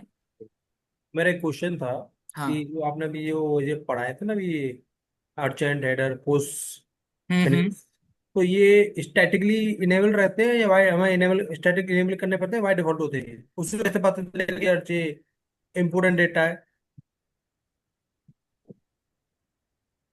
ये बेसिकली स्टैटिकली हम अलग से एनेबल नहीं करते हैं। ये ये बाय डिफॉल्ट एप्लीकेशन के रहते बैकएंड प्रोसेस में। हाँ, एप्लीकेशन के बिहेवियर के ऊपर रहता है, और वो ओके। अपने हिसाब से इनेबल करता है। जैसे कि आप पोस्ट, जैसे कि तुम्हारा HTTPS है, उसके हाँ, हिसाब से काम करेगा। जैसे कि यूट्यूब है तो यूट्यूब HTTPS बेस है, तो उसके हिसाब से ऑटोमेटिक करेगा ये कम्युनिकेटर बैकएंड में, है ना? तो वो तो एप्लीकेशन के ऊपर ही डिपेंड हुआ ना। हम्म। हाँ, ठीक है। ठीक ठीक। तो यहाँ तक फिन हो गया मेरा। अब उसके बाद विंडो साइज आ गया। विंडो साइज में बेसिकली क्या है मेरा, सर रीसेट का बच गया ना। सॉरी रीसेट का मैं वही बता रहा था, सॉरी। रीसेट का क्या सीन है, रीसेट का बेसिकली ये है कि आपका अगर मान लो कि सेशन जो आपने फॉर्म किया था थ्री वे हैंडशेक के थ्रू, वो सेशन मेरा इनएक्टिव हो गया, जैसा। या फिर किसी वजह से फेल्ड हो गया, ठीक है।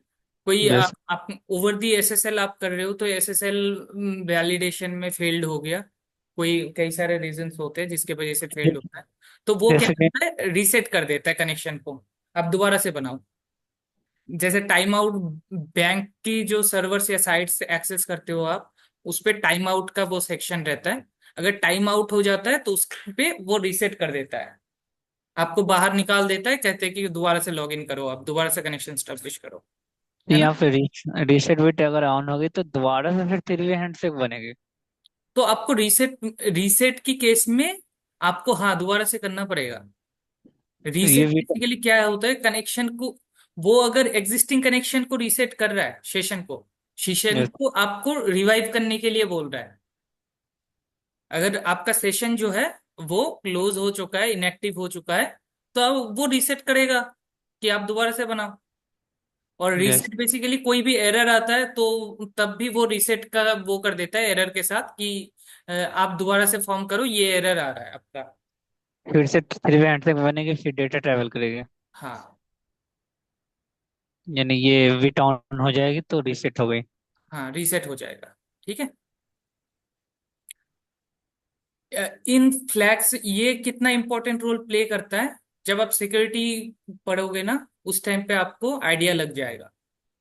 अभी राउटिंग स्विचिंग में इतना आइडिया नहीं लगता है अनटिल अनलेस आप एप्लीकेशन टीम के साथ डायरेक्टली काम कर रहे हो। ठीक है। जब एप्लीकेशन टीम के साथ अच्छा। डायरेक्टली काम करोगे तभी आपका वो रहता है। बाकी तो आप समझ जाओ कि 3 वे हैंडशेक से काम चल जाता है सीसीएनए वालों का। बाकी फ्लैग्स की जरूरत नहीं होता है उतना। ठीक है। और विंडो साइज बेसिकली क्या है? विंडो साइज आपका एक क्या होता है, म्यूचुअल वो एग्रीमेंट होता है सर्वर एंड क्लाइंट के बीच में कि कितना तक मैं डेटा सेंड कर सकता हूँ। ठीक है। सर ये जैसे जैसे विंडोज है क्या, जैसे मल्टीपल अगर हम एक्सेस कर रहे हैं तो ये आपस में सर्वर और मतलब क्लाइंट नेगोशिएट करती है ना। हाँ, आपस में सर्वर एंड क्लाइंट नेगोशिएट करता है। वो चीज क्या करते हैं बेसिकली, मैं अगर तुम्हें सीसीएनए की बुक दिखाऊं,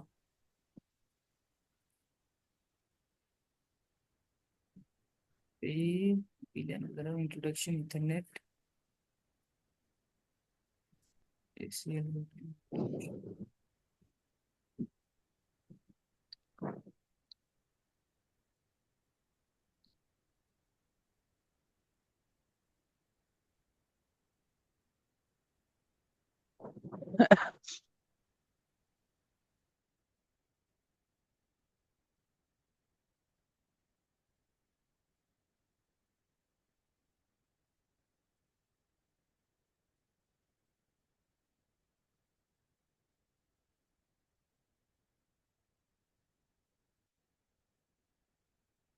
सीसीएनए का बुक किसी ने थोड़ा सा भी पढ़ा है?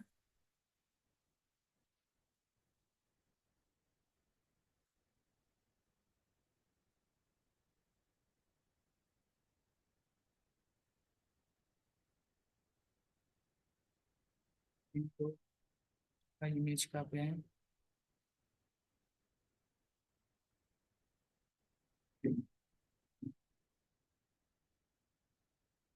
चलो कोई नहीं, मैं यहाँ को दिखा देता हूँ आपको। ये बुक पढ़ा था मैं 5-6 चैप्टर तक सर, लेकिन कुछ टाइम हो गया इसके लिए, कौन सा टॉपिक कहाँ पे हो याद नहीं है।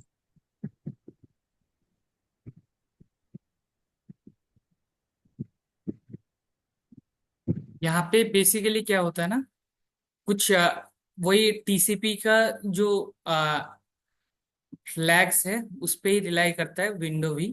ठीक है। जब भी सेंड करेगा, यहाँ पे आते हैं हम। यहाँ पे अगर देखोगे ना, फ्लैग्स के बाद विंडो मेंशन है। ठीक है। ये मेरा सिंक पैकेट है, सिंक पैकेट में विंडो साइज मेंशन्ड है। तो ये कैलकुलेटिव विंडो साइज एक बताता है कि let's start communication on this window. मतलब इतना बिट्स की मैं अभी इतने बाइट्स की पैकेट में ले सकता हूँ अभी। ठीक है, मैं रेडी हूँ, इतना बाइट्स तक मैं सेंड कर सकता हूँ आपको। क्या आप एग्री करते हो इस पे?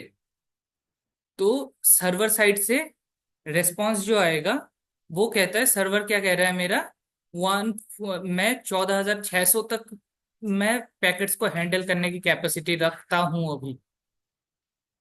ठीक है। तो इसके साथ अगर आप देखोगे, सीक्वेंस नंबर भी एडेड है और एक्नॉलेजमेंट नंबर भी एडेड है। अब सीन क्या हो रहा है, सीक्वेंस नंबर इसने सेंड किया, जब पीसी ने सेंड किया तो जीरो लगा के सीक्वेंस, जीरो सीक्वेंस के साथ सेंड किया। और जब मेरा सर्वर सेंड कर रहा है तब भी वो जीरो लगा के सेंड कर रहा है। तो बेसिकली, और एक्नॉलेजमेंट 1 है। ठीक है, तो बेसिकली यहाँ पे कैसे चलता है, अगर मैं यहाँ पे आता हूँ पेंट पे समझाने के लिए, तो अगर मैं कोई पैकेट विंडो साइज के लिए भेजता हूँ और सिंक पैकेट भेजता हूँ, तो मेरा अगर 0 है, ठीक है, मैं अगर 0 यूज कर रहा हूँ सिंक पे, और जो रिप्लाई आएगा, सर्वर क्या कहेगा, सिंक प्लस एक में, सिंक मान लो उसका है एक नंबर, सिंक नंबर 10 है, ठीक है, और एक्नॉलेजमेंट नंबर जो है 1 है। इसका मतलब है कि जो आपने सिंक पैकेट 0 सेंड किया था मुझे, ठीक है, 0 सिंक पैकेट, वो तो मुझे रिसीव हो गया है। Now I am ready to start the next, handle the next packet. तो इसलिए एक्नॉलेजमेंट नंबर 1 करके भेजता है। ठीक है, और इसका सर्वर का सिंक सिंक सिंक नंबर और उसका SYN number can be different. It's not mandatory कि दोनों का सेम ही सिंक होना चाहिए। ठीक है, वो कैन बी डिफरेंट, बट इसका जो सीक्वेंसिंग है वो सेम होगा। अब यहाँ पे विंडो पे क्या रहता है, मैंने बताया था, यहाँ पे जो यूजर सेंड कर रहा है, मान लो कि 8000 तक बाइट्स सेंड करने की उसने, या बिट्स, बिट्स लगा लेते हैं इसको, तो इतना बिट्स वो हैंडल कर सकता है अभी, तो इस इतने पे एग्री होने को बोल रहा है। लेकिन सर्वर क्या कर रहा है, सर्वर कह रहा है कि नहीं, मेरा 14000 की कैपेसिटी है, 14000 तक मैं हैंडल कर सकता हूँ। तो आप अगर इंक्रीज करना चाहते हो कि अपने बिट्स को, कि इतने बिट्स या बाइट्स की पैकेट आप सेंड करोगे, तो आप कर सकते हो। ठीक है, तो लास्ट वाले जो एक्नॉलेजमेंट है वहां पे एग्रीड होता है, कि वो बताता है कि कितना तक की हैंडल कर सकता हूं मैं अभी, और उस पर फिर डन करते हैं।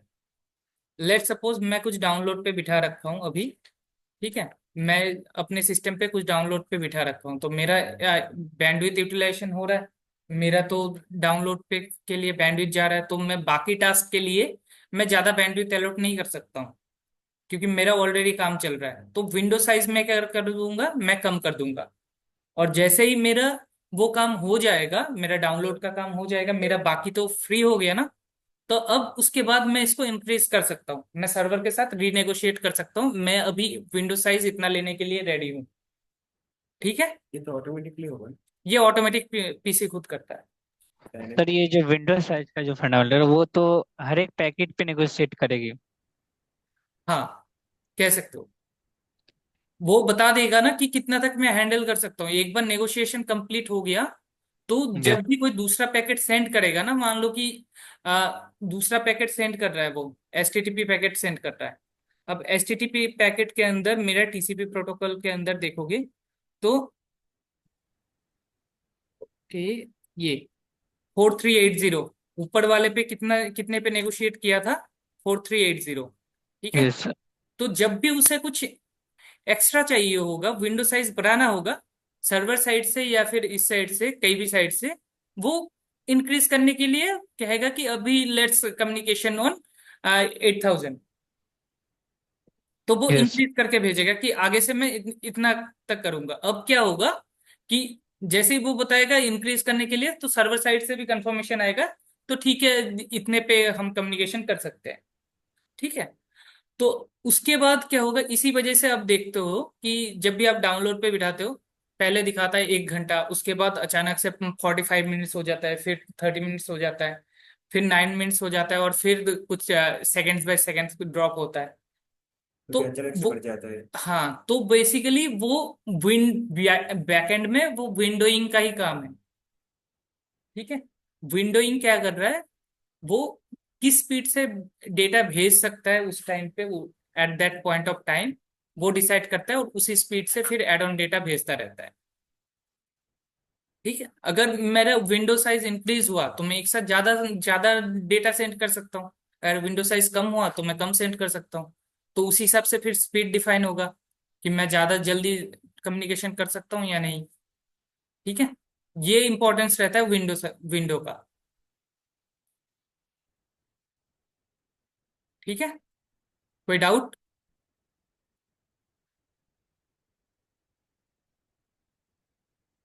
हेलो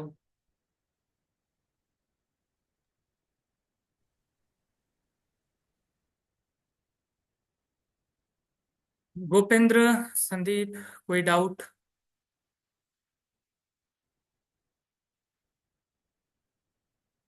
कुछ समझ आ रहा है या ऊपर से जा रहा है?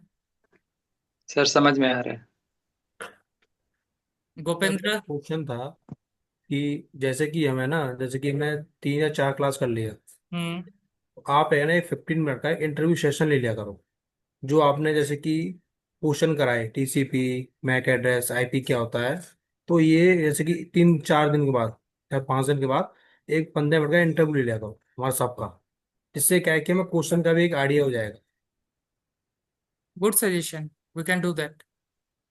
मैं नेक्स्ट वीकेंड, नेक्स्ट वीक में मैं प्लान करता हूँ। हाँ, और आप ये है ना, जैसे कि स्टेप क्लियर करा दिया आपने, तो जैसे कि आपने क्या कि लास्ट में कि हमने ये टॉपिक क्लियर कर ले, तो हम आप हमें बोला करो कि जैसे कि आप ये क्वेश्चन प्रिपरेशन करो सेल्फ। आप खुद एक इंटरव्यू लिया करो, एक सब लोगों से 2-2 3 4 4 क्वेश्चन पूछा, जिससे क्या है कि इंटरव्यू क्वेश्चन को आंसर देने का तरीका और इंटरव्यू किस टाइप के क्वेश्चन पूछे जाते हैं। हाँ, कर सकते हैं हम ये चीज। ठीक है ना? और मुझे ऑनलाइन क्लास ले रहे हैं बच्चे, तो मुझे ना ये समझ भी नहीं आ रहा है कि सामने वाले को प्रॉपर समझ भी आ रहा है या कोई डाउट है, इससे पता क्या हुआ, क्योंकि इससे कोई क्या है कोई कि भी क्वेश्चन नहीं कर रहा है मुझे। तो मुझे तो लग रहा है कि प्रॉपर समझ नहीं आ रहा है। नहीं सर, रिसेंटली मैंने कभी कल मैंने एससीएल का इंटरव्यू दिया था L2 लेवल के लिए। तो ऑलमोस्ट मेरे से उसने क्वेश्चन पूछे थे, how to upgrade from iOS and BTP state like the modes, how to configure BTP hmm. And why are you using VLAN and like OSI model, please explain step by step like 7 step. Nice, question तो काफी अच्छे है। तो फिर इसमें थोड़ा security का पूछा था। सिक्योरिटी का जैसे कि पॉलिसीज कैसे क्रिएट करते हैं, सोर्स टू डेस्टिनेशन, उस पे हमने कौन सी पे एप्लीकेशन पर जा रहा है, जैसे कि HTTPS है, पोर्ट नंबर हम्म। बेस है, सर्विस बेस। और जैसे कि अगर मुझे कोई इस पे कोई ऑथेंटिकेशन इनेबल करना है, तो क्या क्या स्टेप फॉलो करेंगे। डैशबोर्ड में जो होते हैं ना हमारा dashboard, network monitoring, object devices, तो कैसे कौन कौन से ऑब्जेक्ट में क्या क्या काम होता है, हम्म। ये पूछा था। सही है, क्वेश्चन काफी रेलेवेंट है और इंटरव्यू में इसी टाइप के क्वेश्चंस पूछते हैं। यस। आप ये मत समझो कि आप फर्स्ट जॉब के लिए जा रहे हो तो तभी आपको ऐसे मॉडल की जरूरत पड़ता है। आप अगर CCI लेवल पे भी इंटरव्यू दोगे ना, तो क्वेश्चन घुमा के करेंगे, लेकिन उसका कोड जो टेक्नोलॉजीज है उस पे ही रिलाई करेगा। यस। बेसिक्स है, बेसिक्स के ऊपर रिलाई करता है ऑलवेज। अगर आपका बेसिक सही है, that means you will do good.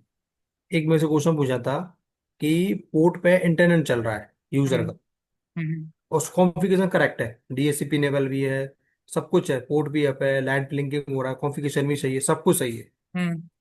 तुम क्या चेक करोगे? मैंने बोला पिंग करेंगे पहले गेटवे को, DNS को पिंग करेंगे, IP कॉन्फ़िग चेक करेंगे कौन सी IP मिल रही है, कौन सी विलन की IP मिल रही है, ट्रेस सूट मारेंगे। हम्म। ठीक उसमें है, मैं कॉन्फ़िगरेशन चेक किया बस। इंटरनेट नहीं चल रहा है ना, हाँ बस ऑन और यूज। रीचेबिलिटी है। हाँ हाँ, रीचेबिलिटी है। रीचेबिलिटी है, एप्लीकेशन लेवल पे भी रीचेबिलिटी है, वो कंफर्म किया। एप्लीकेशन का मैंने फिर बोला था ना कि सर एप्लीकेशन नहीं चल रहा है, तो मैं क्या करूंगा, 2 सेम यूजर का लूंगा, एक वर्किंग है एक नॉन वर्किंग का।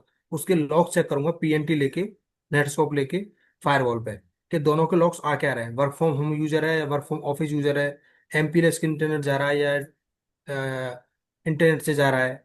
So basically you are depending on another user or as well. तो in that case आपकी जो कंपैरिजन है वो थोड़ा डिले भी हो सकता है। तो उस केस में आप क्या कर सकते हो, आपको सोर्स एंड डेस्टिनेशन पता है, IP एड्रेस, तो आप फायरवॉल पे लॉग्स उस हिसाब या से चेक कर सकते हो। मॉनिटर में आप जाके। क्या दूसरा चीज कर सकते हो, आप वो यूजर के PC से टेलनेट करके देख सकते हो उस स्पेसिफिक पोर्ट नंबर पे, along with the destination. For example Google.com port 80 के साथ। ओके, गूगल का गूगल हाँ, डेस्टिनेशन वो एपीआई टेलनेट पोर्टल। करके देख सकते हो। वो अगर टेलनेट हो रहा है, दैट मीन्स आपका कनेक्टिविटी प्रॉपर है। अगर ओके। कनेक्टिविटी प्रॉपर है, दैट शुड वर्क। अब आप आपका फिर भी नहीं चल रहा है, इन दैट केस आप उस पे लॉग देखोगे, तो लॉग्स पे आपको इधर सर्वर साइड से रेस्पॉन्स नहीं आ रहा है या क्या हो रहा या है, कितना वो डेटा चीजें रिसीव आप हो देख रहा है, सकते कितना हो। जा रहा है। और तीसरी चीज आप ये भी कर सकते हो, आप सिस्टम पे जो for for example browser use करते हैं ना, तो ब्राउजर पे यस एक यस। वो रहता है। आ, एक second, let me quickly check.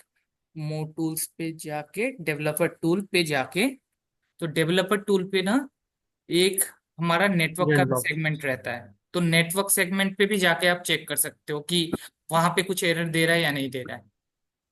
ठीक है। ओके। ये जैसे नेटवर्क सेगमेंट है ना, तो यहाँ पे जाके भी आप चेक कर सकते हो कि कोई एरर आ रहा है या नहीं आ रहा है। अगर कोई साइट ब्लॉक हो रहा हो, कोई पेरेंट साइट नहीं बट सब उसके डिपेंडेंट साइट अगर ब्लॉक हो रहा हो, तो यहाँ पे दिखता है। ठीक है। तो वो सारी चीजें आप चेक कर सकते हो। Basically all of the things are relies on the logs and आपका बेसिक अंडरस्टैंडिंग। आपका बेसिक अंडरस्टैंडिंग जितना सही है, आप उतना कुछ एक्सप्लोर कर सकते हो। ठीक है। चलो, कोई नहीं, आगे की कंटिन्यू करते हैं। टाइम तो ओवर हो चुका है, बट स्टिल आज टीसीपी अगर कवर हो जाता है तो नेक्स्ट क्लास में हम कोशिश करेंगे बाकी चीजें कवर करने की। ठीक है। ठीक है। तो अब विंडो साइज में आई होप सबको समझ आ गया। किसी को कोई डाउट?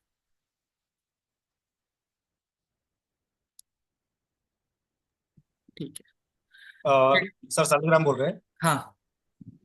एक्चुअली में ये जो हेडर है ना, हम्म। फर्स्ट टाइम पढ़ रहा हूँ, इसके लिए मुझे अच्छे से तो समझ में आया नहीं है। शायद मैं एक दो बार या तीन बार वीडियो देखूंगा ना, हम्म। यहाँ से या कोई और रिसोर्स से, तो हो सकता है कि समझ में आए। बट ये मेरा फर्स्ट टाइम हेडर था। हम्म।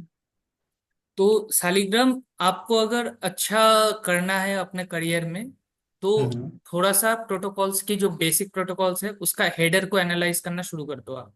हेडर प्लस आपका पैकेट कैप्चर में, जैसे थ्री वे हैंडशेक हो रहा है, मैंने बता दिया थ्री वे हैंडशेक हो रहा है। अब थ्री वे हम्म। हैंडशेक एक्चुअल में दिखता कैसा है, उसका अंडरस्टैंडिंग लेना जरूरी है ना। करेक्ट।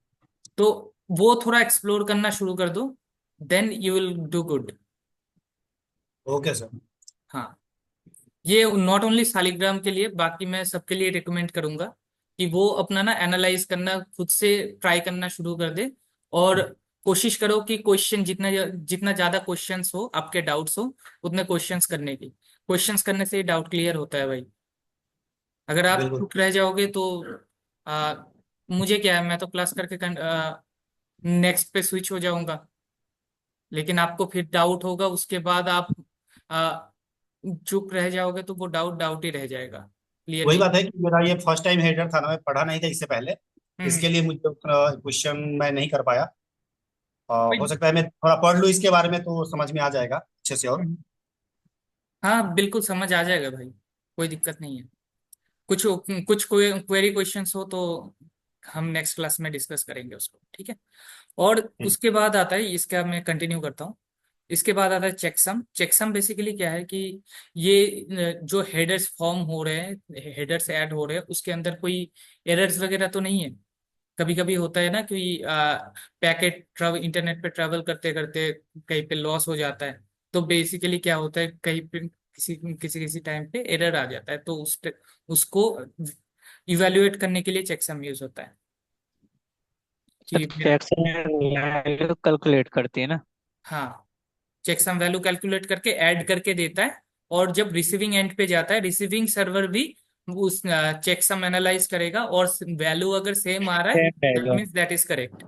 अगर वैल्यू डिफरेंट आ रहा है, तो वो पैकेट को डिस्कार्ड कर देगा। ठीक है। ड्रॉप अर्जेंट कर देगा। पॉइंटर मैंने बता दिया था। अर्जेंट पॉइंटर बेसिकली क्या है कि कितना पोर्शन मेरा अर्जेंट है डेटा में से, उसको वो करता है, पॉइंट आउट वन करता रहते है। हैं। ठीक है। और ऑप्शंस, ऑप्शंस यहाँ पे एडिशनल अगर हेडर वगैरह भेजना है मुझे, तो ऑप्शंस यूज होगा। एडिशनल ऑप्शन ये बाय डिफॉल्ट जीरो ही रहता है। ठीक है। और डेटा, अगेन डेटा का, आप जो भी कुछ डेटा भेजना चाहते हो वो इंफॉर्मेशन रहेगा डेटा फील्ड के अंदर। यहाँ हेलो। पे अगर, हेलो, हाँ। हेलो सर, मेरा एक क्वेश्चन, ये जो डेटा फील्ड जो ऑप्शनल जो है, हम्म। उसका यूज कब करते हैं? जब पैकेट ज्यादा भेजनी हो बड़ा, उस टाइम? नहीं नहीं नहीं, टीसीपी टीसीपी हेडर के अंदर अगर आप देखोगे, थ्री वे हैंडशेक में डेटा कम्युनिकेशन नहीं होता है। Three way yes. हैंडशेक में ओनली आपका कनेक्शन स्टेब्लिश होता है, राइट। कनेक्शन। तो यस उसके सर। अंदर आपका डेटा नहीं रहता है। तो डेटा नहीं रहता है क्योंकि वो डेटा फील्ड जो है ऑप्शनल है। अब एचटीटीपी जब एप्लीकेशन यूज करेंगे तो उस टाइम पे मेरा डेटा है इसके अंदर। फिर वो 20 बाइट से बढ़ जाएगी वो? हाँ बिल्कुल बढ़ेगा। ये आ गया ना आपका टोटल बाइट्स, देखो फ्रेम कितने का है, यस सर। 15 से 14 बाइट्स। ठीक है। यस। यस।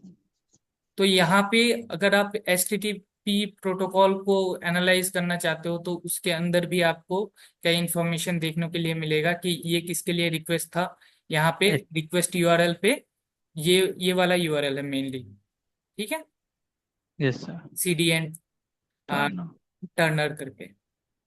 तो ये चीज बेसिकली क्या करता है, एचटीटीपी एक गेट रिक्वेस्ट सेंड करता है और उसके बदले उसको क्या मिलता है, रेस्पॉन्स मिलता है। ठीक है। सॉरी, एचटीटीपी की बात कर रहा हूं मैं। तो एचटीटीपी गेट एंड रिस्पॉन्स पे रिलाई करता है। उसका भी, एचटीटीपी का भी कई सारे एरर कोड्स है। अगर कुछ एरर आ रहा है तो वो एरर थ्रो करेगा, जैसे कि 404 का एरर कभी आपने देखा हो तो वह वो अगर पेज को फाइंड नहीं कर पाया, मैंने कोई यूआरएल किया फॉर एग्जांपल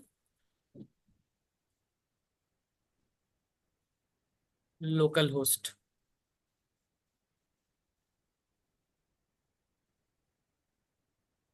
ठीक है।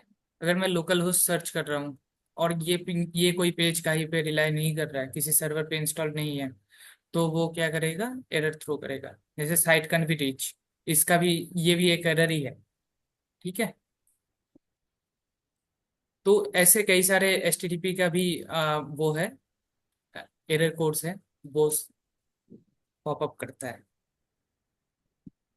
एचटीटीपी के थ्रू हम डेटा सेंड कर रहे हैं तो एचटीटीपी प्रोटोकॉल यहाँ पे यूज हो रहा है। तो ऐसे करके टीसीपी जो है टोटल हेडर्स को आपस में कम्युनिकेशन करने के लिए यूज करते हैं। और इसका इंपॉर्टेंस आपको समझ आ ही गया होगा कि मेरा इंटरनेट स्पीड कम ज्यादा क्यों हो रहा है, डाउनलोड स्पीड कम हो रहा है, कभी ज्यादा हो रहा है, वो क्यों हो रहा है। और मेरा रीसेट हो रहा है तो सर्वर बार बार मेरा मैं किसी सर्वर को एक्सेस करना चाह रहा हूँ, कनेक्शन ड्रॉप हो रहा है, वो क्यों हो रहा है, कैसे हो रहा है। वो सारी चीजें इसी फ्लैग्स एंड टीसीपी के कंसेप्ट के अंदर आता है। ठीक है। चलो बाकी आप रिवाइज करना सभी इस चीज को, और कोई डाउट हो तो please come come to me, I will try to explain you. और यूडीपी को कवर करने के लिए यूडीपी, टीसीपी एंड यूडीपी की आपको डिफरेंस दिखा देते हैं। इससे आपको आइडिया लग जाएगा कि यूडीपी की हेडर में ज्यादा कुछ नहीं है। ठीक है। एक बार मैं यूडीपी हेडर भी दिखा देता हूँ। तो इसमें sir source port, destination port बहुत ही और सिंपल सा अर्जेंट डायग्राम पॉइंट। है यूडीपी का। Urgent point. ये देखो यूडीपी की डायग्राम। ठीक है। Source port, destination port, length, checksum. Checksum basically वही है, कैलकुलेट करने के लिए यूज होता है। सर ये लेंथ है, जो टोटल टोटल डेटा का length? Length, length is the length of UDP include header and data header. बहुत। हाँ, बोथ के लिए। ठीक है। ओके। तो ये सिंपल सा हेडर है। यूडीपी में कोई मेरा एक्नॉलेजमेंट का सीन नहीं है। तो कनेक्शन फॉर्म करेगा या नहीं करेगा, उस पे कोई पहले से सर्वर है अवेलेबल है या नहीं है, वो कुछ भी चेक नहीं करेगा। आप कुछ सेंड करना चाहते हो तुरंत सेंड कर देगा, आगे पहुंचे ना पहुंचे वो खुदा जाने। सर ये पैकेट का कोई रिस्पांस नहीं लेगा कि हाँ हाँ पहुंचा है नहीं? बिल्कुल। सिर्फ भेजना है। उसे बस भेजना है, उसका रिस्पॉन्सिबिलिटी है, बस भेज दो, आगे की देखा जाएगा। घर से निकले सर, हाँ। बाकी तुम अपने वास्ते पकड़ो। लेकिन टीसीपी ऑलवेज रिस्पॉन्सिबिलिटी लेता है, मेक श्योर करता है एक जगह से दूसरे जगह पे पैकेट भेज रहे हो तो वो पहुंच रहा है। ठीक है।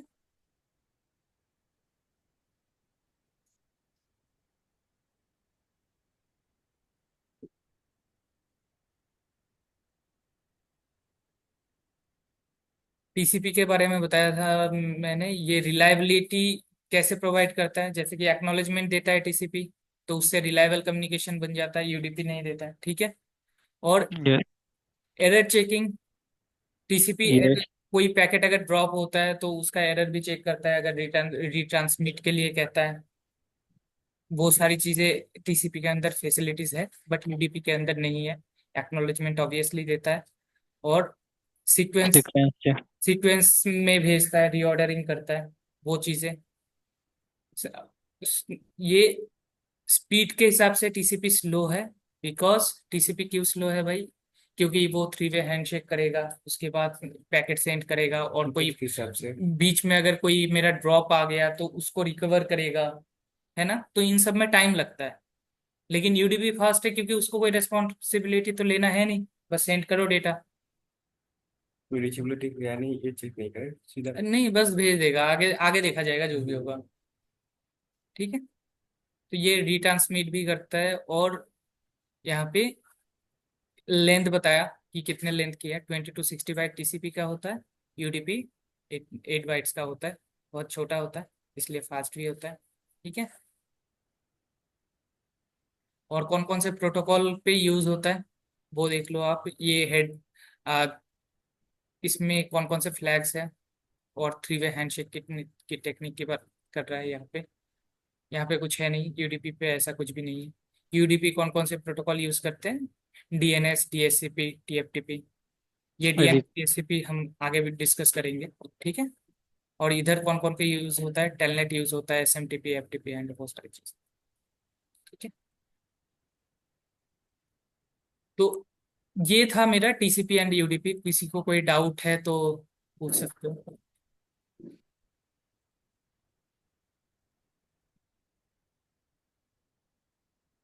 अगर नहीं तो आज के लिए यहीं पे क्लास को स्टॉप करते हैं। नेक्स्ट क्लास में हम मेक श्योर करेंगे कि सर आर्क कवर हो जाए, types of arc. Hello, yes. Sir sir ये जो कल की वीडियो है ना वो नहीं डाले थे ना आप?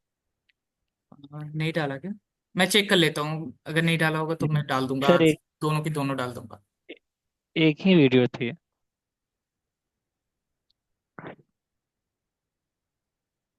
एक एक सेकेंड, चेक ही कर लेता हूँ।